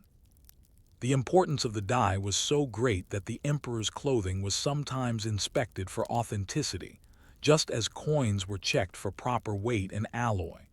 Fake purple was a kind of counterfeit sovereignty and was punished as such. So how did the system manage to enforce this monopoly? Through visual hierarchy. Lesser purples were permitted in strict contexts. For example, military officers might wear cloaks dyed with kermes, a red dye from insects, or lesser marine dyes to suggest their closeness to the emperor. Court eunuchs who held immense administrative power were permitted dark plum robes with gold thread in limited quantities. Senators might wear tunics with narrow purple bands, echoes of Roman tradition. But never full-body purple, and never combined with certain icons, like the double-headed eagle or the imperial orb. Violations were taken seriously. In one remarkable case recorded in the Chronographia of Michael Sellos, a provincial governor allegedly commissioned a robe too richly colored, trimmed with purple borders and worn at a banquet. When word reached Constantinople, he was recalled, stripped of his office, and forced to pay a massive fine. The robe was publicly burned. The symbolism extended even to architecture and furnishings. Imperial tents were lined with purple for military campaigns. Thrones were backed with purple silk. Processional carpets were woven with shades of crimson and plum. The porphyra room itself, where legitimate imperial heirs were born, was faced with imperial porphyry, a deep purple-red marble quarried in Egypt and used nowhere else. The idea was clear. Proximity to purple meant proximity to power. But for a color so tightly controlled, purple remained strangely unstable. Why? Because the rules invited temptation. Ambitious generals, regional aristocrats, and even foreign kings longed to associate themselves with imperial legitimacy. And because purple was so central to that legitimacy, it became a dangerous lure. Some tried to claim it outright. During the many civil wars of the 10th and 11th centuries, usurpers almost always sought purple clothing before attempting a coup. The historian Zanaras recounts how Bardas Skleros, in his rebellion against Basil II, reportedly commissioned a robe of purple silk and held an unofficial coronation in Asia Minor. Though ultimately defeated, his act confirmed that power in Byzantium was as much about costume as it was about conquest. Even foreign monarchs were seduced by the symbolism. Western European kings, long admiring of Byzantine ceremony, occasionally received purple gifts as diplomatic favors. When Emperor Constantine VII sent cloth to the German Emperor Otto I, he included a note explaining that the silk was a token of grace, not dominion. The warning was clear: enjoy the fabric, but don't mistake it for a crown. Interestingly, some foreign rulers tried to imitate the color using local dyes indigo, madder, or cochineal, but none matched the imperial hue. The result was a Pantone of pretenders, each a step removed from the real thing. In this way, Byzantium maintained visual supremacy even in absentia. But back at home, the symbolism of purple began to shift. As the empire declined under pressure from both internal rebellion and external invasion, the rigid court ceremonial became both a burden and a crutch. By the 13th century, especially after the Latin occupation of Constantinople, 1204–1261, the old codes were harder to enforce. The dye workshops had been disrupted, trade had changed, and pretenders had grown bolder. The Paleologan dynasty attempted to restore the old grandeur, but it was clear that the monopoly on purple had slipped. Some later emperors openly sold purple cloth to raise funds. Others gifted it to foreign powers in desperate alliances. Once unthinkable, these acts reflected the erosion of imperial mystique. Even the dye itself became scarce. True Tyrian purple, already a costly and complex product, became functionally extinct. Weavers turned to cheaper alternatives. Imperial robes in the 14th and 15th centuries were still richly made, but often used synthetic or imported dyes. The symbolism lingered, but the essence was gone. And so, purple, once the exclusive color of emperors, was democratized through decay. It lived on in vestments, banners, and ceremony, but the fierce legal restrictions, the public floggings, the fiery confiscations, those were relics of a stronger state, of a time when the emperor ruled not only with an army but with the threat of a robe. As you move now from the perfumed corridors of Constantinople into the flickering twilight of an empire about to fall, consider what has been lost not just in territory or in glory, but in meaning. When the people no longer feared purple, what did the empire have left to defend it? It is May 1453. The walls of Constantinople tremble beneath the relentless thunder of Ottoman cannons. Smoke rises beyond the crumbling battlements. Within the city, fear and prayers mingle as citizens gather in churches, begging for divine intervention. And in the heart of the palace, the last Byzantine emperor, Constantine XI Palaiologos, prepares for death. He wears purple. Not the deep Tyrian purple of ancient glory, not the flawless silk of Justinian's court, but something close in echo of what once was. A robe dyed in imitation, heavy with symbolism even if the dye is now ordinary. A garment not meant for survival but for finality. This is where the story of purple in Byzantium ends, not with a law or an edict or a rebellion, but with a man choosing to die in color. But let us step back a little further. In the years leading up to the empire's collapse, purple had already ceased to be a practical monopoly. The dye works that once processed thousands of murex shells had long since fallen silent. The trade routes that brought exotic textiles and minerals had been severed. The elaborate court manuals that once dictated who wore what down to the width of the embroidery and the angle of the sleeve now gathered dust. And yet the rituals remained. Even in diminished form, the emperor was still the emperor. His presence, increasingly ceremonial, was still defined by dress. He still appeared in processions wearing purple cloaks, entered churches beneath canopies of purple silk, and signed edicts with wax seals imprinted in the imperial hue. This was no longer a matter of legal enforcement. It was cultural memory. For the people of Constantinople, and indeed, the wider Byzantine world, purple had become a relic of identity, a piece of the past that could still offer continuity in an unstable present. And it wasn't just within the empire. Across Europe, the symbolic weight of purple born in Byzantium took on a life of its own. In Rome, bishops adopted purple as a color of ecclesiastical prestige. In France and England, sumptuary laws regulated who could wear purple, echoes of Byzantine policy. In Russia, the growing power of the Tsardom was cloaked in imitation of imperial Byzantium, including purple robes and gold-threaded vestments.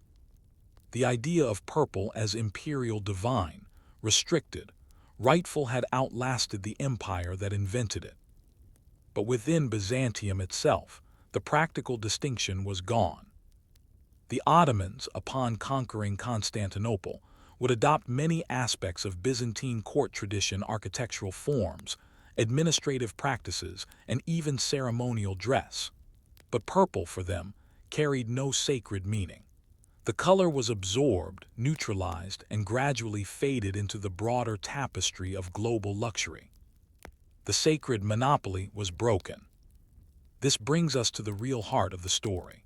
For nearly 1,000 years, Byzantium tried to contain power through visual control, not merely through force or doctrine, but through fabric, thread, and color.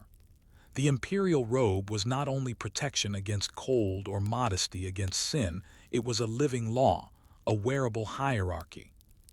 Yet, like all attempts to fix meaning in place, it could not hold. The laws worked only so long as people feared the consequences. The dye held power only as long as its production was a mystery. The robe mattered only as long as the empire did. But power changed. As centralized authority weakened and regional lords gained autonomy, enforcement faded. As warfare replaced ceremony, robes lost their primacy. As economic instability grew, practical necessity triumphed over visual distinction. The world moved on, and purple became just another dye, precious still, but no longer divine. Still, there were some who remembered. There's a small but telling account from a Venetian chronicler, Niccolo Barbaro, who witnessed the fall of Constantinople. He writes that Constantine XI went into battle wearing the purple garments of his imperial house. The phrasing is deliberate, not armor, not camouflage, not disguise. He dressed to be seen as emperor, seen as legitimate, seen as the final bearer of a legacy stretching back to Augustus. It didn't matter that the color may have faded or that the robe may have been stitched in desperation. It mattered that he believed, that his people believed.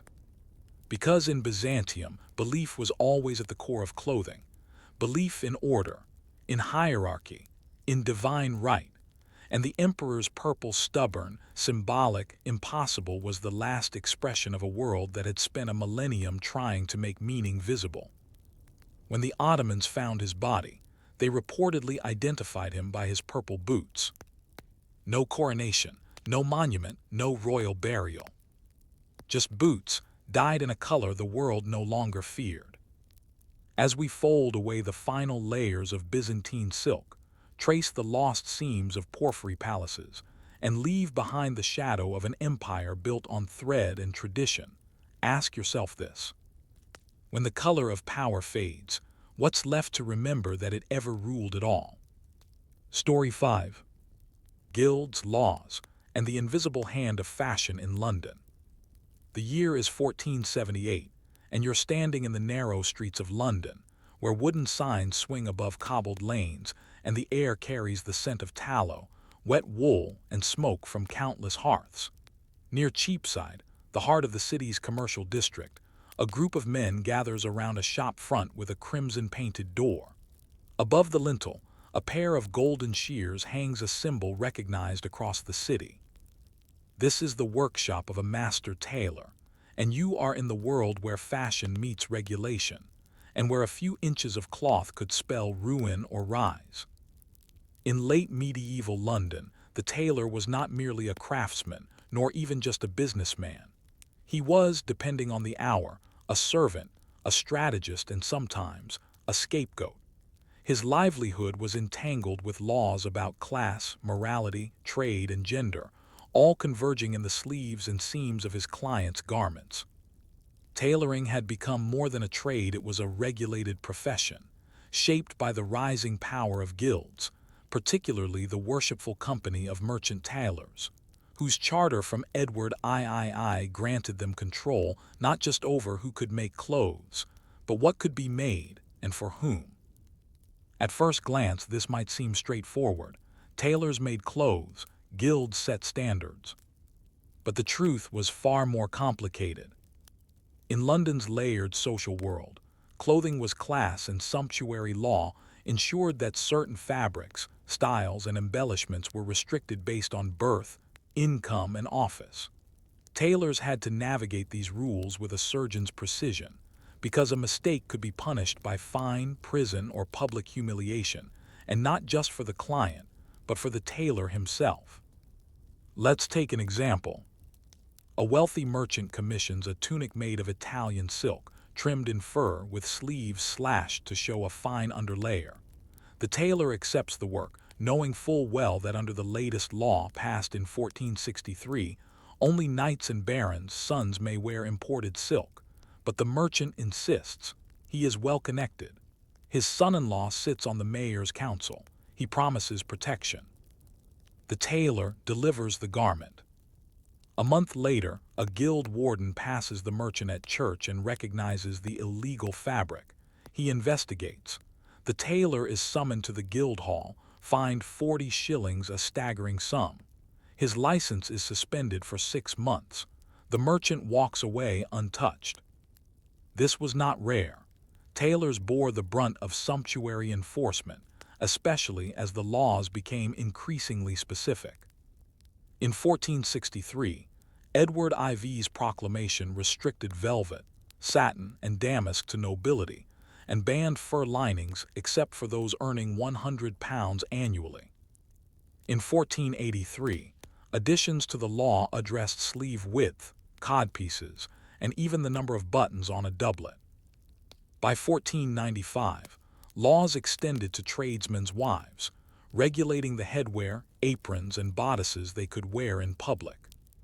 Tailors were expected to know these rules in detail. Some guilds even required members to keep a copy of the latest proclamations in their shop. And yet, the rules were always changing and frequently ignored by the rich, while used to punish the poor. For tailors, this created a world of impossible contradictions. They were asked to be both creators and censors, to serve their customers while also surveilling them. Their position was further complicated by the hierarchy within their own trade. The Merchant Tailors Guild was tightly organized. Masters, journeymen, and apprentices each had designated rights and responsibilities. Only master tailors could take private commissions. Journeymen worked under supervision. Apprentices, typically boys as young as 12, learned by watching, stitching, and unpicking. But here's the subtle tension. Ambitious journeymen often did work on the side. Some accepted commissions without permission. Others tried to design fashionable garments beyond what the rules allowed. This created frequent conflicts within the guild, especially as styles changed rapidly. During the last quarter of the 15th century, Londoners became obsessed with slashing, padding, and layering.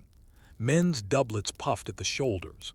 Sleeves were cut open to reveal colored underlayers. Women wore gowns with wide trains, sometimes requiring a second servant to lift them. Tailors had to keep up with these trends while staying within the law, a task made harder by wealthy clients who demanded illicit styles and found ways to pay tailors discreetly. To adapt, many tailors began embedding resistance into their work. Some stitched luxurious linings inside garments made of legal cloth indulgence, hidden from inspectors. Others sewed garments in pieces, allowing clients to assemble the full outfit at home, avoiding scrutiny. One tailor was recorded as having made a tunic with removable trims, which his client could attach in privacy and remove for public appearances. Tailors also became experts in plausible deniability. A merchant caught in an illegal velvet doublet might claim it was a gift or borrowed, or his father's. The tailor, when questioned, might say he was misinformed of the client's rank. As long as there was no proof, the case could be dismissed or buried in paperwork. Still, some were not so lucky. In 1489, a tailor named William Drew was accused of making a coat of Spanish damask, edged with sable fur, for a goldsmith's wife. The case reached the Lord Mayor's court. Drew insisted the fabric had been supplied by the client. The goldsmith swore it was a mistake, but Drew was still fined and publicly reprimanded, his name posted outside the guild hall for a month. He was, in the words of the record, made an example of what may come to those who sew above their station. But the tailor's burden was not only legal, it was social. Tailors existed on a peculiar margin. They were not laborers but not gentry. They interacted with all classes, measuring noblemen, dressing lawyers, outfitting servants. They saw clients undressed, heard gossip, knew who had debts, who lived above their means. Some tailors became quiet power brokers, using information gathered in fitting rooms to curry favor or avoid punishment. They were also, interestingly, among the few tradesmen who worked closely with women. Though barred from guild membership, many women tailors, especially widows or wives of tailors, ran small shops or worked from home, specializing in gowns, veils, and shifts. They too were subject to sumptuary laws but had even less protection. If a noblewoman accused a seamstress of making her an illegal garment, the seamstress might lose her tools, be barred from selling cloth, or fined more than she earned in a year. And yet women kept sewing, as did men. Because despite the burdens, tailoring offered something rare in late medieval London: mobility. A successful tailor could gain entry to the guild, open a shop, send his sons to grammar school, marry into a merchant family. His skill, his eye for fit, his memory for measurement, his knowledge of law could bring him as close to power as any man without a title could hope. Still, the fear lingered. Every stitch carried risk. Every yard of fabric was a test. Every fitting could lead to a fine. And so the tailor measured twice, not just for fit, but for consequence. As you step away from this crowded workshop, its floor strewn with scraps, its air thick with dye and dust, ask yourself, when the people who shape the body must also censor it, how much of fashion is actually freedom? By the start of the 16th century, London was changing, and with it, the tailor's role. The narrow alleys of Cheapside and Broad Street echoed not only with the clatter of carts and the calls of hawkers, but with the rhythm of shears slicing wool, the whispered negotiations between tailor and client, and the quiet hum of a trade walking the tightrope between law and demand. The Merchant Tailors' Guild, one of the 12 great livery companies, had grown powerful, rich, and deeply entrenched in civic life. Its annual feasts were grand, attended by aldermen and sheriffs. Its members served on the Common Council. It owned property throughout the city.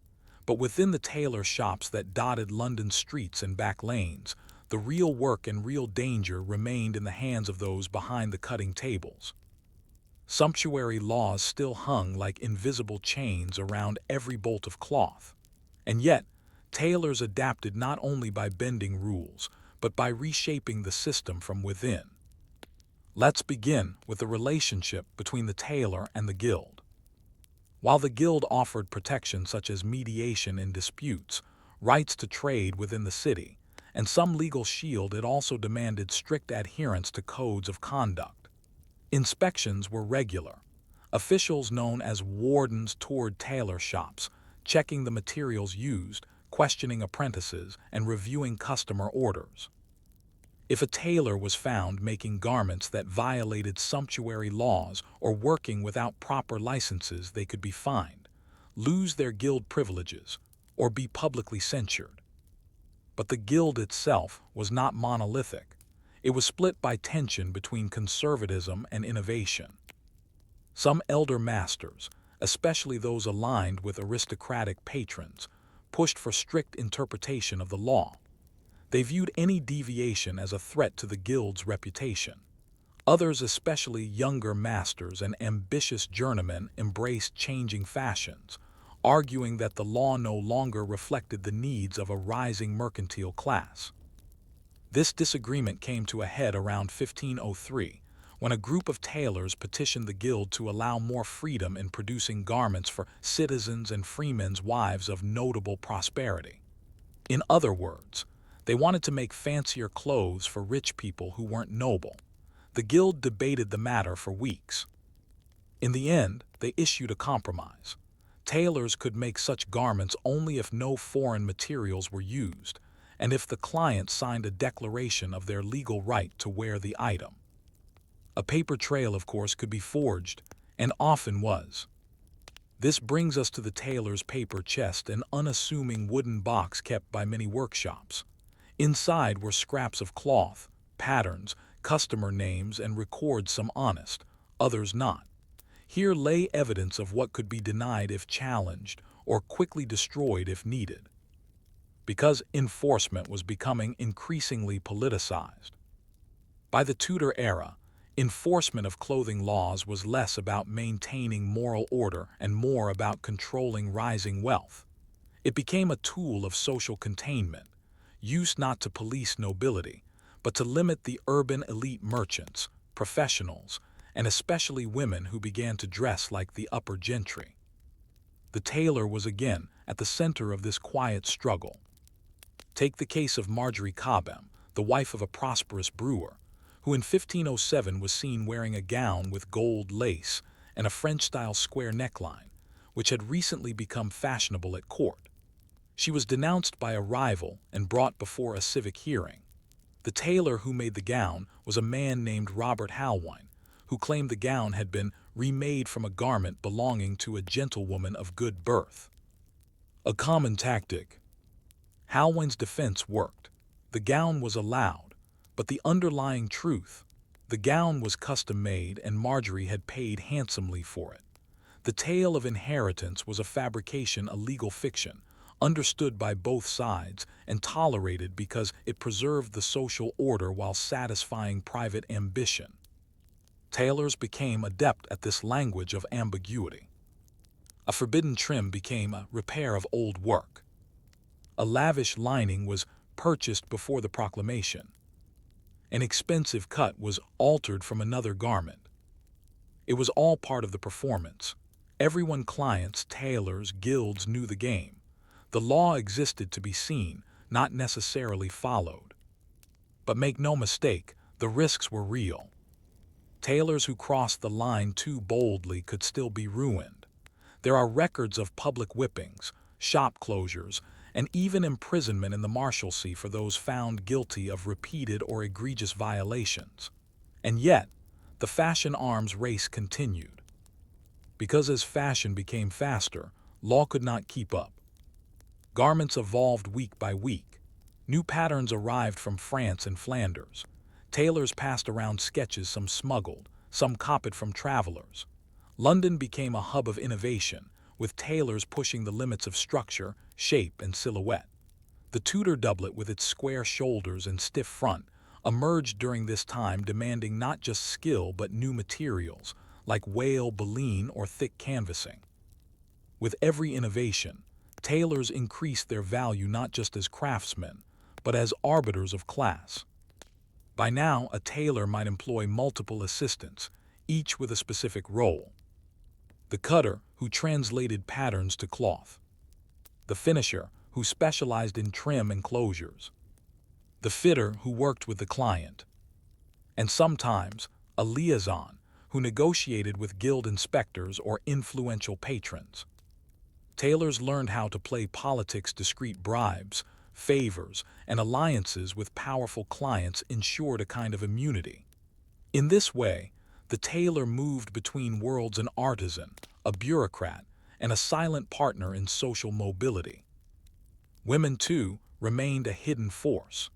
Though excluded from the official guild structure, many tailors' wives and widows continued the business, especially among the working classes. They catered to women of modest means, repurposing older garments, trading cloth informally, and ignoring laws that applied only to the elite. Some, like Agnes Le Taylor, who operated out of Southwark in the 1490s, became known for discreetly modifying court-style gowns for merchants' wives. She was never fined, but her name appears in City Watch reports suggesting quiet notoriety. The tailor's role in society was now fully dual: enforcer of order, facilitator of subversion.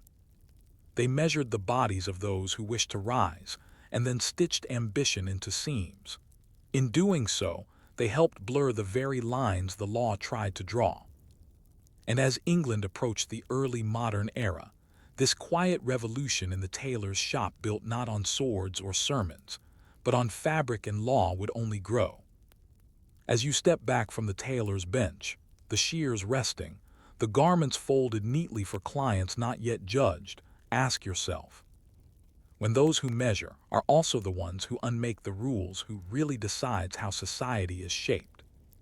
It is now the early 16th century. England stands on the cusp of enormous change. The Wars of the Roses are over. The Tudor dynasty, secure under Henry VII and rising under Henry VIII, projects stability and centralized authority. The Reformation is on the horizon, and in the bustling streets of London, the clatter of looms, the chatter of markets, and the whisper of shears cutting will continue without pause. But something has shifted. The tailor, once hemmed in by the rigid lines of sumptuary law, guild authority, and social rank, is stepping into a new era, one shaped not by restriction, but by desire. Let's begin with the law itself. Sumptuary legislation is still active. In fact, it's being reinforced. The 1509 proclamation under Henry VIII revisits earlier laws, reasserting who may wear gold, silver, silk, velvet, and certain fur trims. It categorizes the population into layers: nobility, gentry, citizens, yeomen, servants. It dictates what colors and fabrics each rank may wear. And yet, the enforcement is collapsing. Why? Because wealth is spreading and fast. The wool trade is booming. Cities are growing. Merchants are investing in land. Legal professionals, physicians, and other new men are rising in status and no longer willing to dress beneath their means.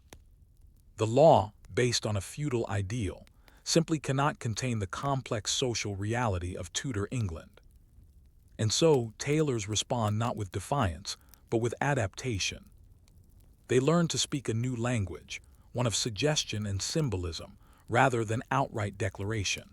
Rather than making a nobleman's coat, they tailor a fashionable city gentleman's coat in a cut inspired by court style. A fur lining becomes sheepskin dyed in sable tone. A forbidden fabric is substituted with a local weave styled to resemble imported damask. They become masters of coded compliance. And with the rise of printing, something else happens. Fashion becomes visible.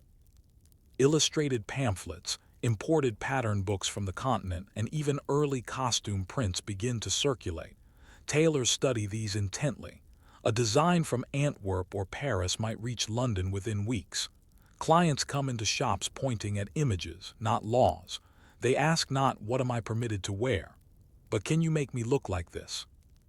The tailor now works from illustration, not regulation. This changes everything. A young man might bring in a picture of a doublet worn by a Flemish merchant prince and ask for a version fit for a London summer. A widow might want her mourning gown in the same style as a French noble's robe, but with modest cloth. A barrister, rising in influence, requests a robe simple but of presence. The tailor must interpret all of this not just for fit, but for meaning. This is where the profession becomes something closer to cultural engineering.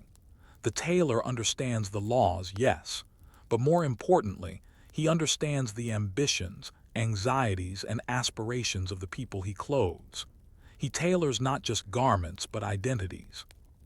In doing so, he plays a quiet role in dismantling the very hierarchies the laws sought to protect. Let's look at one example: the rise of the middling sort. Neither poor nor noble, these were tradesmen, professionals, and merchants who began to define their own social category.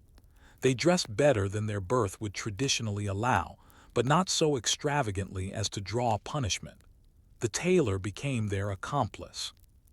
These clients wanted their clothes to signal respectability, not arrogance; prosperity, not pretension; fashion, not rebellion. And the tailor delivered. He learned to cut pleated sleeves that suggested court style without gold embroidery. He made gowns of English broadcloth, not forbidden foreign silks, but tailored to resemble them. He dyed fabrics in deep blues and reds, stopping just short of the royal purples and scarlets. In essence, the tailor was now interpreting class through color and cut. At the same time, the guild system was evolving.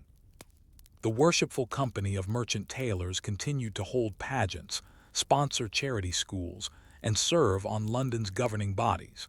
But its grip on day-to-day tailoring weakened. Freemen operated shops outside the tight circle of inner-city guilds. Journeymen formed informal networks. Apprentices learned from both masters and mothers. Women continued to sew, often in unregulated corners of the city, making garments for a growing population of customers who wanted flexibility, not formality. And as the Reformation neared, even the moral codes around dress began to shift. Clergy no longer dictated as much about modesty and vanity. Church courts that once punished excess in attire found themselves swamped by more pressing matters: heresy, doctrine, property. Tailors noticed. Without the same religious pressure, they were freer to respond to personal taste and economic opportunity. Eventually, even the monarchy itself began to relax the sumptuary grip. Though proclamations were issued under Elizabeth I and later under James I, they were more aspirational than enforceable. By the late 16th century, fashion was racing ahead of regulation. Imported lace, ruffled collars, and starched cuffs replaced older markers of rank. Wealth, not title, began to dominate the look of London. The tailor had won. Not in open revolt, but in persistent accommodation. In measuring, cutting, and sewing garments that subtly redefined class. In helping generations of citizens look just slightly more important than they were. The tailor's burden had once been the weight of law, the fear of punishment, and the scrutiny of guild and government. Now it was the weight of possibility. To make someone look richer, more powerful, more respectable, to manifest ambition in fabric, this was no longer rebellion. It was business, and it was a business that reshaped England's social fabric, one stitch at a time. So as you step away from the tailor's bench one last time, past the tape measures, the thimbles, and the chalk outlines drawn on wool, consider this. When every man can dress like a lord, and every woman like a lady, who, exactly, gets to decide where anyone belongs? Story 6. The hidden messages in peasant dress codes. Imagine yourself in the English countryside sometime in the year 1375. The leaves are turning, a slight chill rolls through the village of Hinton Waldrest, and you can smell peat smoke drifting from the small crofts scattered along the winding road. A woman, perhaps 30, perhaps 60, it's difficult to tell, pulls her homespun woolen cloak tighter around her shoulders as she carries a basket of grain to the local mill. Her head is covered by a coarse linen wimple, tied with practiced ease. Her kirtle is faded brown, its hem fraying at the edges from years of wear. She is utterly unremarkable and entirely within the law. Because what she wears is not just a matter of comfort or poverty. It is a legal expression of her station, a visible sign that she belongs to the peasant class. And had she dared to alter that, say, by wearing an apron of fine cloth, a belt with silver tips, or even sleeves that were slightly too wide, she might have been fined, scolded in church, or worse, accused of pretending above her station. In the great palaces of kings, much is made of the silks, brocades, and pearls. But in the thatched homes of the rural poor, even rough wool carried meaning. This is the untold story of peasant dress codes in medieval Europe, a quiet system of enforcement and identity, where law, custom, and economic survival wove together a fabric of strict expectations and narrow freedoms. Let us begin with the assumptions. When people think of medieval peasants, they often imagine a uniformity drab, dirty, indistinct. But that image is misleading. Rural dress was neither chaotic nor completely informal. It was tightly regulated, both by law and by local tradition. The peasant did not merely wear what they could get. Instead, they were expected to wear what was appropriate for their gender, marital status, trade, and place in the social order. In England, the earliest known reference to regulating common dress appears in the Statute of 1363 under Edward III. This law was part of a broader response to the Black Death, which had drastically altered the labor economy. With so many dead, peasants could command better wages, and some began to spend money on better clothes. This worried the ruling class. If a peasant could wear the same wool hood as a yeoman, or if a plowman's wife dressed like a reeve's daughter, how could anyone distinguish one from another? Worse, how could one control them? So the statute explicitly ordered that servants of husbandry and of labor shall wear no cloth of a higher price than 40 pence the broad yard, nor any embellishment beyond what befits their station. The implication was clear. Even if you could afford better, you weren't allowed to wear it. In other words, dress codes weren't just about poverty, they were about preserving visible hierarchy. This policy was reinforced across multiple reigns. Henry IV, Edward IV, and later, Henry VII all issued similar laws. These statutes typically addressed fabric quality, color, and trimmings. Coarse wool was fine. Dyed wool was acceptable, but only in muted colors like brown, gray, or murrey. Fur linings, forbidden to the peasant class. Decorative buttons, only allowed for yeomen and above. Linen undergarments, acceptable but only plain, unadorned ones. But legal codes were only one part of the equation. In practice, it was custom and surveillance that maintained control. Every village had its manorial court, where offenses as minor as wearing an excessively colored hood or a belt too fine for a plowman's son might be recorded. Enforcement was inconsistent, but the threat was enough to reinforce conformity. Moreover, the church played a central role. Parish priests, responsible not only for souls but also for moral order, routinely scolded villagers for vanity. They saw fashion as a form of pride, and pride as a path to sin. Women, especially, were targets.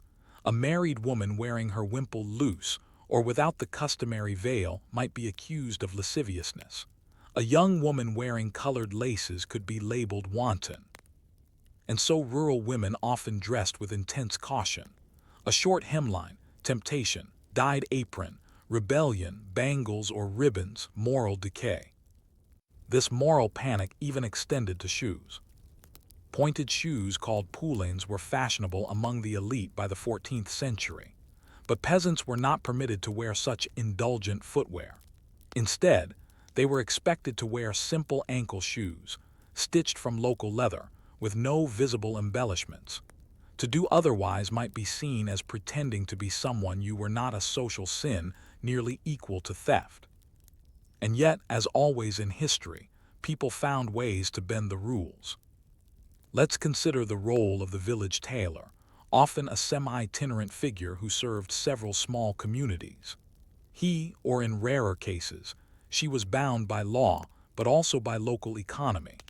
If a wealthier peasant wanted to imitate a gentry sleeve design, a clever tailor could achieve the effect using cheaper fabric, or mimic high-fashion lines without the actual materials. These were acts of subtle defiance. Women, too, sewed at home. A widow with a daughter might dye wool using onion skin or elderberry, creating a richer color that passed for more expensive cloth.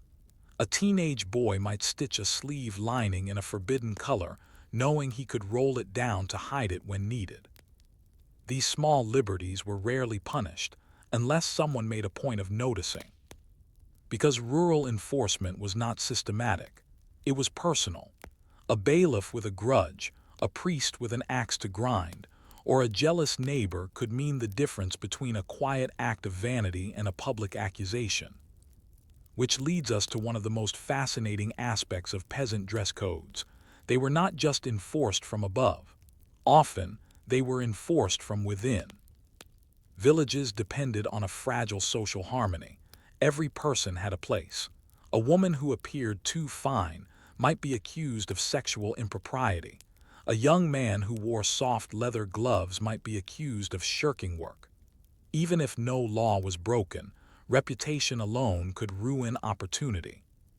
Clothes, in this sense, became a language of discipline. They spoke volumes, even when silent. And yet in the margins of this strictness, there was always creativity. On holy days, villagers might wear their best tunics. On feast days, women sometimes wore borrowed or shared gowns. Weddings often featured ribbons, borrowed belts, or jewelry saved over generations. These brief moments allowed people to experiment with identity, even if only for a day. In time, even these expressions became codified. In some areas, specific accessories marked marital status. A wimple drawn close for married women, left slightly open for betrothed girls, and replaced with a simple coif for widows. Men sometimes wore hats with regional flourishes, rolled brims, decorative pins, feathers, all acceptable only if the wearer had local standing. So yes, the peasant was watched, but the peasant also watched themselves. Because dress was not just about covering the body. It was about protecting the soul, the standing, the family. And over time, even the smallest fray in a hem or the color of thread used in a seam could become a matter of quiet importance. As you sit by the hearth, watching the village woman spin flax or the boy stitch a torn cuff with thick, clumsy thread, ask yourself, when your station is sewn into your sleeves, how do you dare to dream of anything more? The village green is quiet now, the harvest stored, the feasts eaten, and winter approaching. Smoke curls from the chimneys of small timbered houses, and inside, near flickering firelight, clothing is mended, patched, or perhaps unpicked and resewn into something just durable enough to face another season. But as with every thread pulled or needle pushed, something deeper lingers. The ever-present knowledge that in this medieval world, what you wore wasn't just about warmth or dignity, it was about your place in the village and how others viewed your soul. By the end of the 14th century, clothing had become a deeply embedded part of local surveillance, with villagers acting as both participants and enforcers of social expectations. The garment was no longer merely fabric, it was a reputation made visible. You must understand, life in a rural village like Aylsham or Lavenham was intimate to the point of claustrophobia. Everyone knew each other's daily rhythms, financial struggles, marital tensions, and secrets whispered behind hedgerows. In such close quarters, clothing functioned as a constant visual update, a subtle broadcast of one's prosperity, virtue, or defiance. To wear something inappropriate was never neutral. Let us look, for example, at widows. Widowhood in the medieval countryside came with solemn expectations.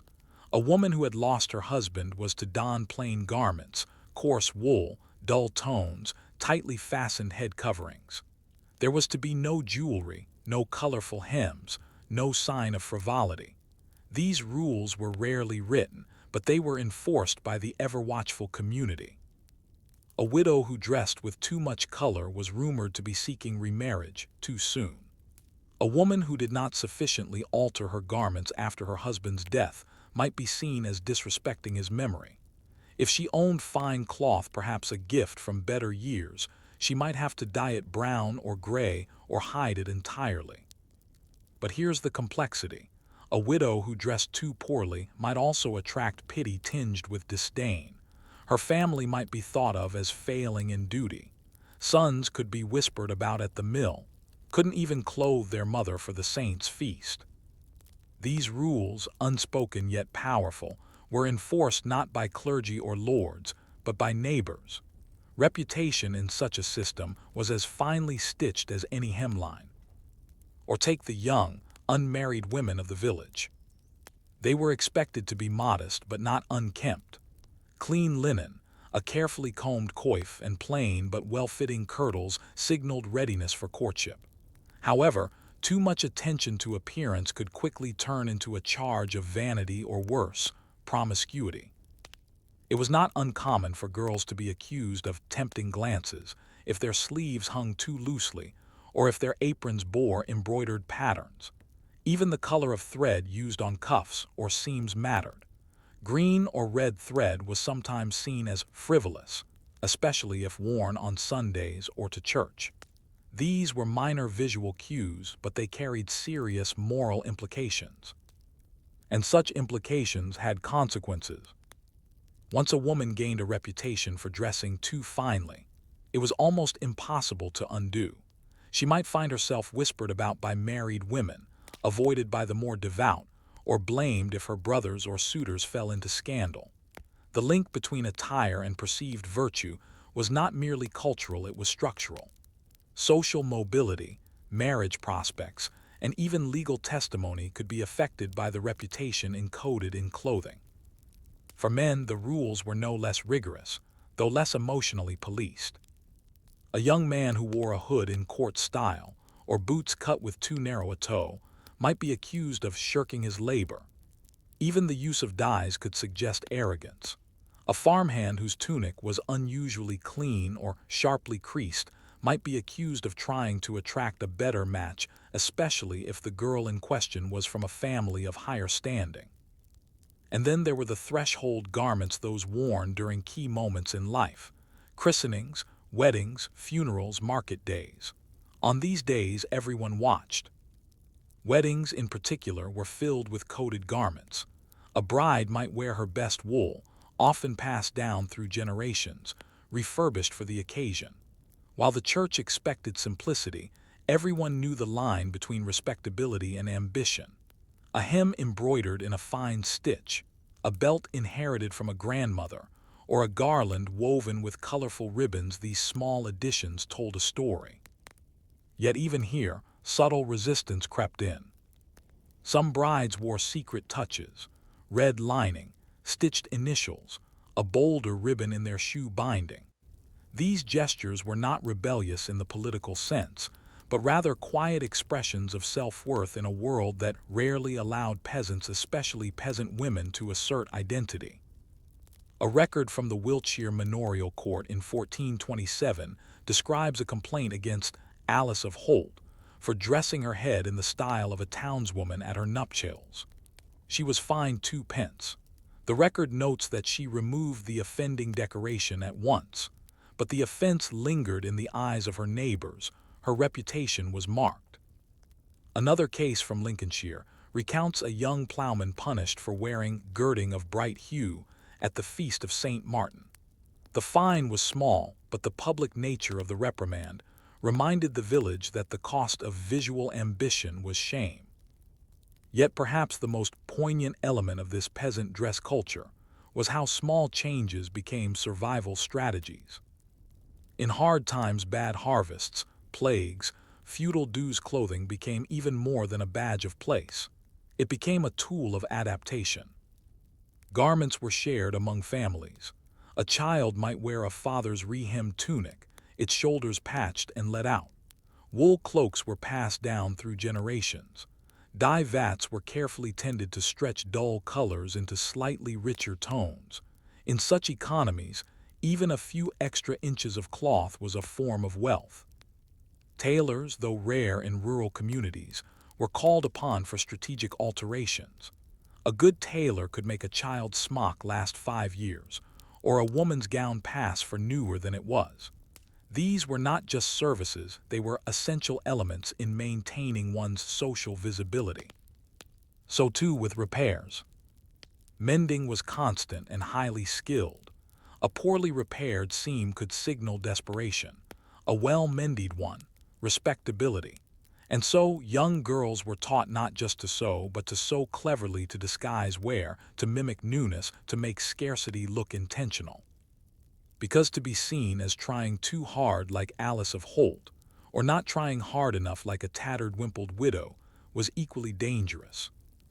In the world of the medieval peasant, balance was everything. Too fine and you invited scorn.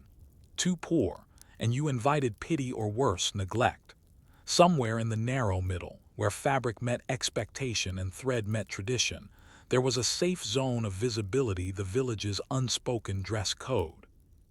As you leave the village commons, the low sun casting shadows across furrowed fields, and the last washerwoman wringing linen at the stream, consider this. If your clothes are not your own but your neighbor's, your priest, your lord's, how do you ever truly belong to yourself? By the mid-15th century, England's rural life remained rhythmically tied to the seasons, to harvest and hearth, to feast days and fasts. And yet, beneath the surface of familiarity, the tide was turning. In cottages warmed by peat fires and surrounded by walls thick with whitewash and thatch, a new expression was beginning to take shape, not in open revolt, but in the seams, stitches, and sleeves of clothing worn by the people least expected to resist. The medieval peasant, constrained by law, watched by clergy, and judged by neighbor, was beginning to push quietly against the boundaries that had defined their dress and therefore their identity for generations. Let's begin with a practical truth. Fashion always trickles down. Even when sumptuary laws attempted to halt it, trends from the royal court and merchant towns seeped into villages, usually through traveling tailors who moved between market towns offering refittings, church festivals where gentry and villagers might mix even briefly, returning soldiers and pilgrims whose attire often bore foreign influences, used clothing markets, especially in larger towns like Norwich, York, or Bristol. These markets sold garments that had once belonged to wealthier households, either donated to charity or resold by servants. Though damaged or dated, they carried the unmistakable shapes, cuts, and linings of urban fashion. Peasants, especially those with a few extra coins, could purchase such items and disguise their origins through re-dyeing or remaking. This subtle trade in second-hand clothing became, quite unintentionally, a gateway to social creativity. A plowman might own a slightly tapered doublet, giving him the silhouette of a yeoman. A milkmaid might wear a gown with imported linen lining, though dyed to resemble local cloth. These weren't acts of vanity. They were often acts of aspiration or even self-protection. Because dress began to influence more than reputation, it influenced opportunity. By the 1470s, many rural communities had seen the emergence of proto-middle classes, the Reeves family, a successful wool merchant, or a landholding widow. In these cases, clothing became a tool for negotiating status. Let's take the example of Goodwife Ellen of Bampton, recorded in a manorial dispute in 1479. Ellen was accused by her neighbor of dressing as if she were a Reeves wife, when in fact her husband was a smallholder. The complaint focused on a fur-lined mantle she wore to market. Ellen's defense: the mantle had belonged to her mother, who had received it from a priest's household. More importantly, she claimed it was lined with rabbit, not squirrel, a distinction that mattered greatly under the law. The court dismissed the charge. But in that moment, Ellen had claimed a new form of legitimacy, a claim built entirely on fabric and memory, not title. This kind of negotiation happened again and again. In a world where written documents were scarce, where surnames shifted, and where oral tradition shaped local history, what you wore was your most consistent form of public proof of your station, your identity, your respectability. And this made clothing a form of soft resistance. Women, in particular, were adept at this. They learned to cut sleeves to mimic the rounded shoulders of wealthier gowns. They dyed coifs with natural plant materials, marigold for golden hues, walnut for rich browns. Older women passed on not just sewing skills, but tactical mending, how to patch a gown invisibly, how to hide a fine cloth lining beneath a coarser overlayer. For rural girls especially, these skills could spell the difference between marrying within one's station or slightly above it. A young woman who could present herself at market, at church, at feast days as modest but competent, humble yet kempt, might catch the attention of a merchant's son or a reeve's apprentice. In such a world, fashion became survival strategy. But the risks remained. Too much ambition, and one risked a fine or worse, local ostracization. Too little care, and one risked being perceived as idle or disreputable. And so, peasants walked an invisible line, one hemmed by gossip on one side and legal scrutiny on the other. Yet over time, that line began to blur. By the early 16th century, sumptuary laws had become increasingly difficult to enforce in rural areas. Officials lacked resources, and villagers grew adept at claiming exceptions. More importantly, the economy was changing. The wool trade, centered in England's rural heartlands, brought increased wealth to some peasants. Areas like Suffolk, Kent, and parts of the Midlands saw laborers turning into landholders, weavers into traders, servants into small employers. In these emerging dynamics, dress codes couldn't keep up. Moreover, the Protestant Reformation was approaching, and with it, a profound shift in how authority was expressed. Church control over morals, including vanity and clothing, began to wane. New ideas of individual conscience, modest prosperity, and personal dignity allowed some breathing room. Clothing became less about fixed identity and more about self-representation. You see, over the span of just 2 centuries, the humble woolen tunic worn by a peasant woman ceased to be merely a symbol of subjugation. It became a carefully chosen statement. Not a loud one, not a rebellious one, but a meaningful one. Every patch, every cuff, every button stitched with care, these were small declarations of self-worth, of hope, of quiet resistance to a system that for centuries had said, "You are only what we see you to be." And yet the people dressed themselves anyway. In colors just on the edge of acceptability. In patterns borrowed, altered, softened. In garments mended not to hide poverty, but to preserve dignity. So as you return to the edge of the field, the last rays of sun slipping behind the low cottages and hedgerows, imagine the final stitches placed by candlelight, a daughter repairing her mother's apron, a father darning his son's sleeves, and ask yourself, when dignity is a thread and pride is hidden in plain seams, can a quiet life ever truly be called simple? Story 7. The role of dress in monastic hierarchies. It is the year 1238 and dawn breaks over the cloisters of Revolks Abbey, nestled in the North Yorkshire moors. The mist still clings to the hills and bells echo faintly across the valley. Inside the dormitory, a slow rustle begins, habitual, rhythmic. Monks rise quietly, each pulling on the same simple garment, a white woolen habit bound with a leather belt, the fabric coarse but clean. At first glance, all are equal here. But look closer, and you'll see it isn't quite true. Because within these abbey walls, where poverty and humility are proclaimed as virtues, the cut, color, and condition of a monk's robe can whisper a different truth. A truth of hierarchy, a truth of obedience, a truth of subtle power stitched into plain cloth. This is not the grand drama of kings and crusades. This is the quiet regulation of monastic clothing, a system built to erase identity, and yet one that, inevitably, revealed far more than it concealed. Let's begin with the most iconic garment, the monastic habit. In its ideal form, the habit represented surrender, a rejection of vanity, luxury, and individual will.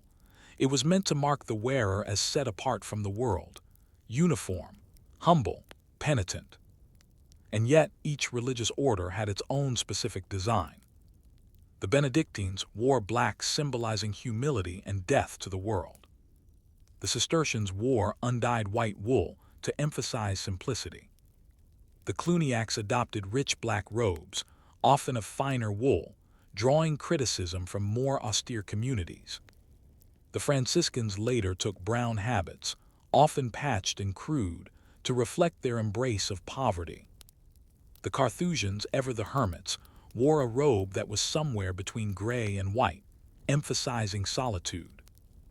These distinctions were not merely aesthetic, they were theological statements, and they created visual boundaries between communities of monks. But even within a single abbey, not all habits were created equal. In theory, all monks of a given order wore the same garments. In practice, rank, role, and even wealth subtly shaped the clothing. Consider the abbot the leader of a monastery. He might wear a habit of the same color, but made of finer wool, kept in better condition, and most importantly cleaned more frequently. His cloak might be lined with fur in winter, or have a modest but distinctive hood trim. Even the prior, second in command, might enjoy small privileges, softer linen undergarments, or access to better sandals. The lowest in the hierarchy, the lay brothers or conversi, often received habits that were visibly rougher, less fitted, and of coarser thread. These men performed much of the manual labor, field work, tending livestock, maintaining the abbey's estates. Their clothes reflected their physical status, not just their spiritual one. So despite the ideals of equality, the abbey's walls enclosed a layered social order, readable in fabric. And there was no room for self-expression. Every item a monk wore was assigned by the cellarer, the monk responsible for provisions. Habits were shared, repaired, reissued. Upon entering the monastery, a novice would surrender their worldly clothes, receive the habit, and with it, a visual stripping of their past identity. This wasn't symbolic, it was very real. A young man from a noble family might have once worn tailored linen, soft wool, velvet trim. But within the cloister, he would wear what was given. He would sit beside sons of farmers, artisans, and soldiers, each now bound by the same garment. And yet, over time, something remarkable began to happen. The monks themselves, though ostensibly withdrawn from the world, developed internal dress codes based on function, occasion, and obedience. There were habits for work, shorter, less flowing, often stained and patched. Prayer and chapter, cleaner, fuller habits for ceremonial gatherings. Choir, worn during the divine office, sometimes with added scapulars or cowl hoods. Confession or penance. Some monks wore older habits as a mark of humility during acts of self-correction. Travel, a specific cloak or mantle might be issued for monks sent to other abbeys or towns on business. The monastic rulebooks, such as the Rule of St. Benedict, outlined these distinctions, but the real detail came in customary's local codes maintained by each house. These outlined the precise number of garments, the conditions under which they were to be repaired or replaced, and the behavior expected while wearing them. In a typical Benedictine monastery, each monk was allowed 2 habits to rotate for washing. Sandals were issued according to season and only worn at certain times. Hoods were to be kept clean but not perfumed. Any complaint about clothing was to be made through proper channels, not voiced aloud. Disobedience or vanity, even subtle, was treated seriously. A monk found altering his habit or requesting finer cloth might face penance, days of silence, public apology, even removal from choir duties. One Cluniac record from the 12th century recounts a monk being censured for secretly inserting extra padding in his sandals for comfort, an offense viewed as a failure of asceticism. Yet despite the strictness, monks were deeply invested in clothing care. Habits were washed, brushed, and mended in communal areas. Needlework was an expected skill, and repairs were a matter of duty. Cleanliness was next to godliness, quite literally. Monasteries often had elaborate laundries, lavatoria, and dry rooms, and monks rotated clothing care as part of their obediences. In this world, fabric was sacred, because the habit wasn't just clothing, it was a vow made visible. Even the act of putting it on was ritualized. Monks recited prayers as they dressed. Gird me, O Lord, with the belt of truth, they might whisper, tightening the cincture. Donning the habit was a daily recommitment to humility and obedience. But just like the world beyond the cloister, cracks eventually formed. By the 14th century, critics of monastic life began to notice habits were not as humble as they once were. Some abbots were found wearing silk undergarments. Others allowed finer cloaks for winter. The more powerful and wealthy the abbey, the more likely its monks had access to better quality cloth. The Cistercians, once famed for rejecting luxury, were accused of backsliding. Their wool now dyed slightly whiter, their robes better tailored. Reform movements followed, with stricter orders trying to reclaim simplicity, but the tide was hard to turn. Because even in a world of rules and ritual, clothing always finds a way to reveal power. So the question arises, how do we understand this paradox? A system built on humility, yet coded by rank.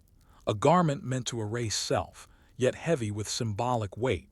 A habit that concealed the man yet showed his place in the holy machine.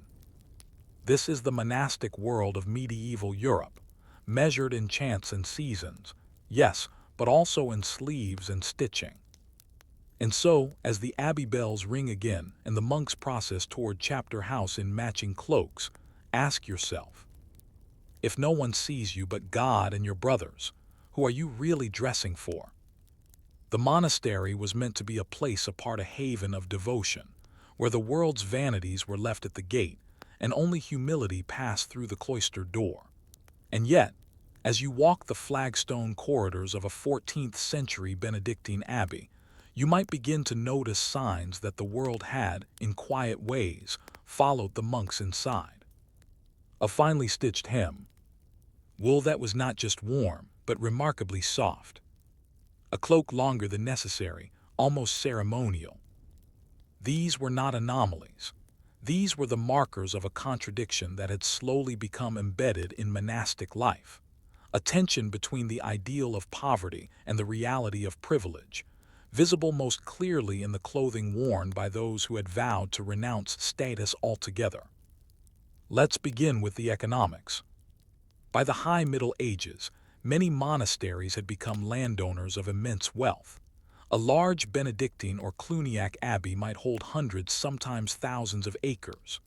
Rents, tithes, grain yields, wool production, and tolls generated revenue that rivaled those of minor noble houses. With wealth came a problem: how to reconcile it with the monastic vow of poverty. The solution was administrative. Monks themselves remained personally poor, no private property, no personal wealth, no owned clothing. But the monastery as an institution grew rich and used that wealth to provide for its community, its church, and its outreach. And in that provision, clothing was included. Cloaks made of imported wool, lining for winter wear, a more generous cut of habit for older monks, even limited embroidery for ceremonial dress, especially in wealthier orders, became acceptable. In some abbeys, seasonal garments were issued, lighter habits for summer, heavier for winter. Cistercians, despite their austere beginnings, were eventually known to use lamb's wool and fine undyed cloth. And Cluniacs, with their strong ties to royal patrons, wore black habits of deep, rich weave, at times rivaling secular garments in texture and durability. This wasn't seen as vanity, at least not officially. It was seen as dignity. The monks, after all, served God in a highly ritualized space. Shouldn't their garments reflect the sanctity of their duties? But it was a slippery slope. Even within a single monastery, the difference between ritual necessity and subtle indulgence began to blur. The abbot, often elected from among the senior monks, might request finer woolen garments for travel or public appearances. Cloaks worn in the choir might be longer, cleaner, more elaborate than those worn in the fields. There was even a quiet competition between monasteries, especially those close to urban centers, over which house maintained the best choir robes or the finest seasonal cloaks. And soon, Habits had to serve more than function, they had to represent the prestige of the house. Visitors to a wealthy abbey might note the uniformity of robes, the cleanliness, the elegant simplicity. These impressions mattered. Patronage, especially from nobles and gentry, was influenced by the public image of piety, and appearance played no small part in that. Clothing, then, became a diplomatic tool. This was particularly true for monks who served as ambassadors or traveled on church business. While still wearing the habit, they were often allowed additional garments, travel cloaks, padded tunics, even leather footwear with reinforced soles. The line between practicality and privilege blurred here, too. Lay brothers, by contrast, were rarely afforded such discretion.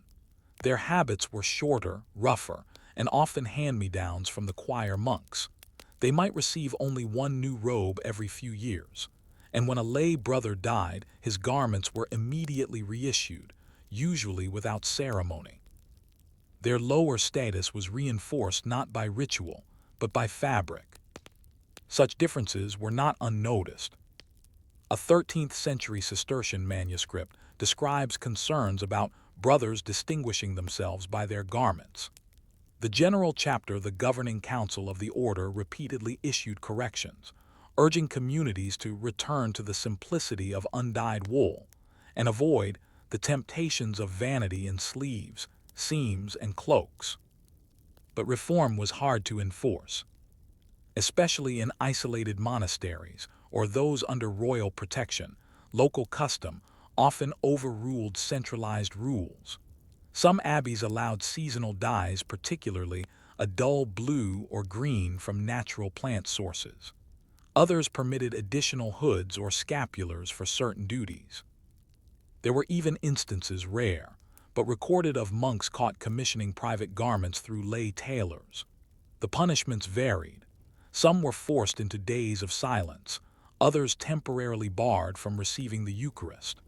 But the mere fact that such infractions occurred shows just how tightly clothing was tied to self-image, even in a world that claimed to suppress ego. Still, the desire for visual distinction persisted. Even among equals, monks found ways to express identity. Some might tie their cincture in a slightly different, not technically correct, but distinct. Others rolled their sleeves a particular way or wore their hoods at a different drape.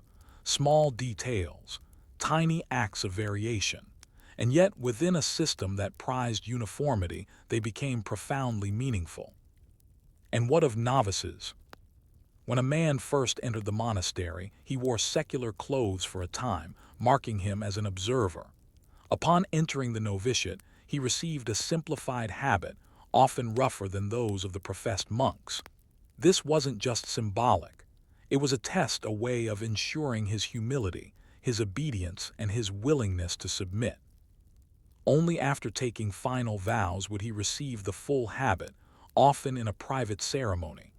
Monks who witnessed this transition often described it as one of the most moving moments of their vocation, not because of grandeur, but because of what it meant: the shedding of self, the adoption of a shared life. And yet, not all transitions were voluntary.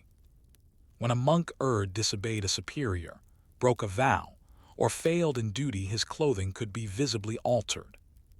Some were assigned older robes, intentionally patched. Others were denied participation in ritual processions, left to serve in the kitchens or gardens in simplified dress.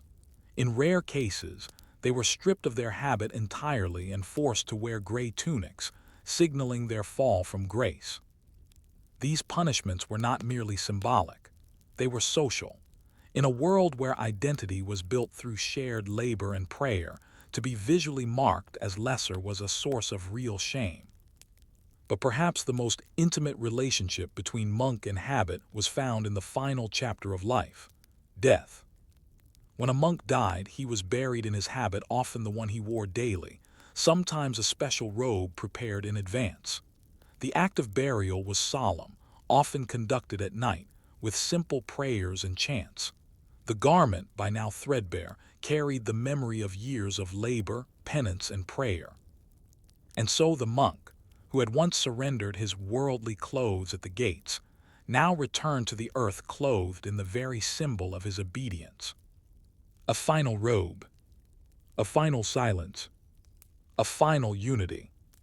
But even then, as you stand at the edge of a grave freshly filled, you might wonder, if a life can be bound by fabric and a soul wrapped in ritual seams, was there ever truly a way to be unseen? The abbey bell tolls once again. It is the year 1515. In the cloister of a once proud monastic house in East Anglia, two monks pause beside the chapter house. One adjusts the hem of his hood, revealing an inner lining that is noticeably softer than standard issue. The other wears a tunic that seems almost too clean, too carefully cut. A lay brother, arms thick from hours at the mill, glances at them, his own robe patched 3 times at the elbows. Though silence reigns in the corridors, a quiet resentment has begun to fester. It is no longer merely about vows, obedience, or ritual. The robe, once a garment of spiritual unity, now speaks subtly of division, favoritism, and even hypocrisy. For as the 16th century dawned across Europe, the age of monasteries was drawing toward its twilight. And in their decline, the long-worn habits of monks, threadbare or well-maintained, told stories of systemic fracture. Let's start with what changed. In the late Middle Ages, England had over 800 monastic houses, but wealth disparity between them had widened. Some, like Westminster Abbey or Fountains, were practically miniature kingdoms, while smaller priories struggled to maintain even a dozen brothers. As monasteries accumulated land and political favor, they became targets of criticism, not just from secular voices, but from within the church itself. Monastic reform movements, especially among Franciscans and observant Benedictines, grew increasingly vocal about the creeping luxury found behind cloister walls. And nowhere was that criticism more tangible than in clothing. Wool was no longer just wool. There was coarse, unprocessed wool for lay brothers, and finely combed merino wool, sometimes imported for the choir monks. Some monasteries issued linen shifts beneath habits for comfort, even in summer. Shoes became sturdier, some even leather-lined. And seasonal cloaks. In many abbeys, they now came with fur trims. This is not exaggeration. Surviving inventories list. Cloaks lined with lambskin for abbots. Velvet borders on winter mantles in wealthier houses. Imported dyes used sparingly to create deeper black or clearer white. Choir hoods specially tailored to suit high feast days. To the average observer, these may have seemed modest, but to the reformer or the poor such details were alarming. How could a monk preach humility in a finely tailored robe? How could an order claim simplicity while holding tailors on salary? A letter from Erasmus in 1517 criticizes monks in Canterbury for wearing garments more fitting to courtiers than to Christ's servants. He is not alone. Visitors from the continent express similar doubts. Were monks truly different from the laity anymore? Had the habit become just another uniform without meaning? Inside the monasteries, discontent rose too. Lay brothers who worked the hardest and wore the poorest garments began to question their status. In some records, they refused roles that involved public processions, citing the embarrassment of worn clothing. At Barking Abbey, a nun recorded her resentment that her ceremonial cloak had been reassigned to a younger, wealthier novice. For the first time, dress envy crept into the cloister. Meanwhile, abbots faced pressure from patrons to maintain standards. A visiting bishop might expect well-groomed monks in spotless habits. Nobles attending Mass in the abbey church might judge the monastery's prosperity based on the cleanliness and fit of the choir robes. And so, money was spent sometimes lavishly on clothing that was meant to hide the wear of time, both physical and institutional. But these seams could not hold. The Reformation arrived in England not only with theological fire, but with political calculation. Henry VII's break from Rome was not merely about marriage. It was also about money and the monasteries, with their land, wealth, and silks hidden in coffers, were a tempting prize. By 1536, the dissolution of the monasteries began. Commissioners arrived at abbeys with inventories, questions, and suspicions. In those documents, clothing often appears robes listed by material, color, and condition. In some cases, habits are described as well adorned, inappropriately fine, or even hoarded. Monasteries were accused of hypocrisy preaching simplicity, while hoarding wealth in vestries and wardrobes. And when the monasteries closed, so too did the chapter of the habit. For centuries, monks had lived and died in woolen robes, symbols of devotion, discipline, and detachment. Now those same robes were stripped, stored, or sold. Former monks re-entered society, some as priests, others as laborers, and many removed their habits for the last time, often with a mixture of sorrow and relief. The habit, once sacred, had become a relic of contradiction. But its legacy endured. In later centuries, monastic habits reappeared in revived orders, often with stricter codes. The Trappists, for example, would emphasize silence, humility, and extreme simplicity. Their habits would be deliberately coarse, without ornament. For them, clothing once again became a vow made visible, this time rebuilt on the memory of what had been lost. And in quiet corners of Europe, a few monasteries survived the waves of reform. There, monks continued to don simple robes before dawn, pulling hoods over heads as they stepped into the chill of morning prayers. You see, even after centuries of erosion, the idea of the habit of clothing as commitment never disappeared entirely. It remains in every order a constant reminder that what we wear, even when meant to erase identity, always says something. And so, as you walk away from the ruined cloisters of Glastonbury or Tintern, where stones lie cracked and ivy creeps through fallen arches, you might ask, if vows can be undone and rituals dissolved, does the memory of a garment outlast the soul that wore it?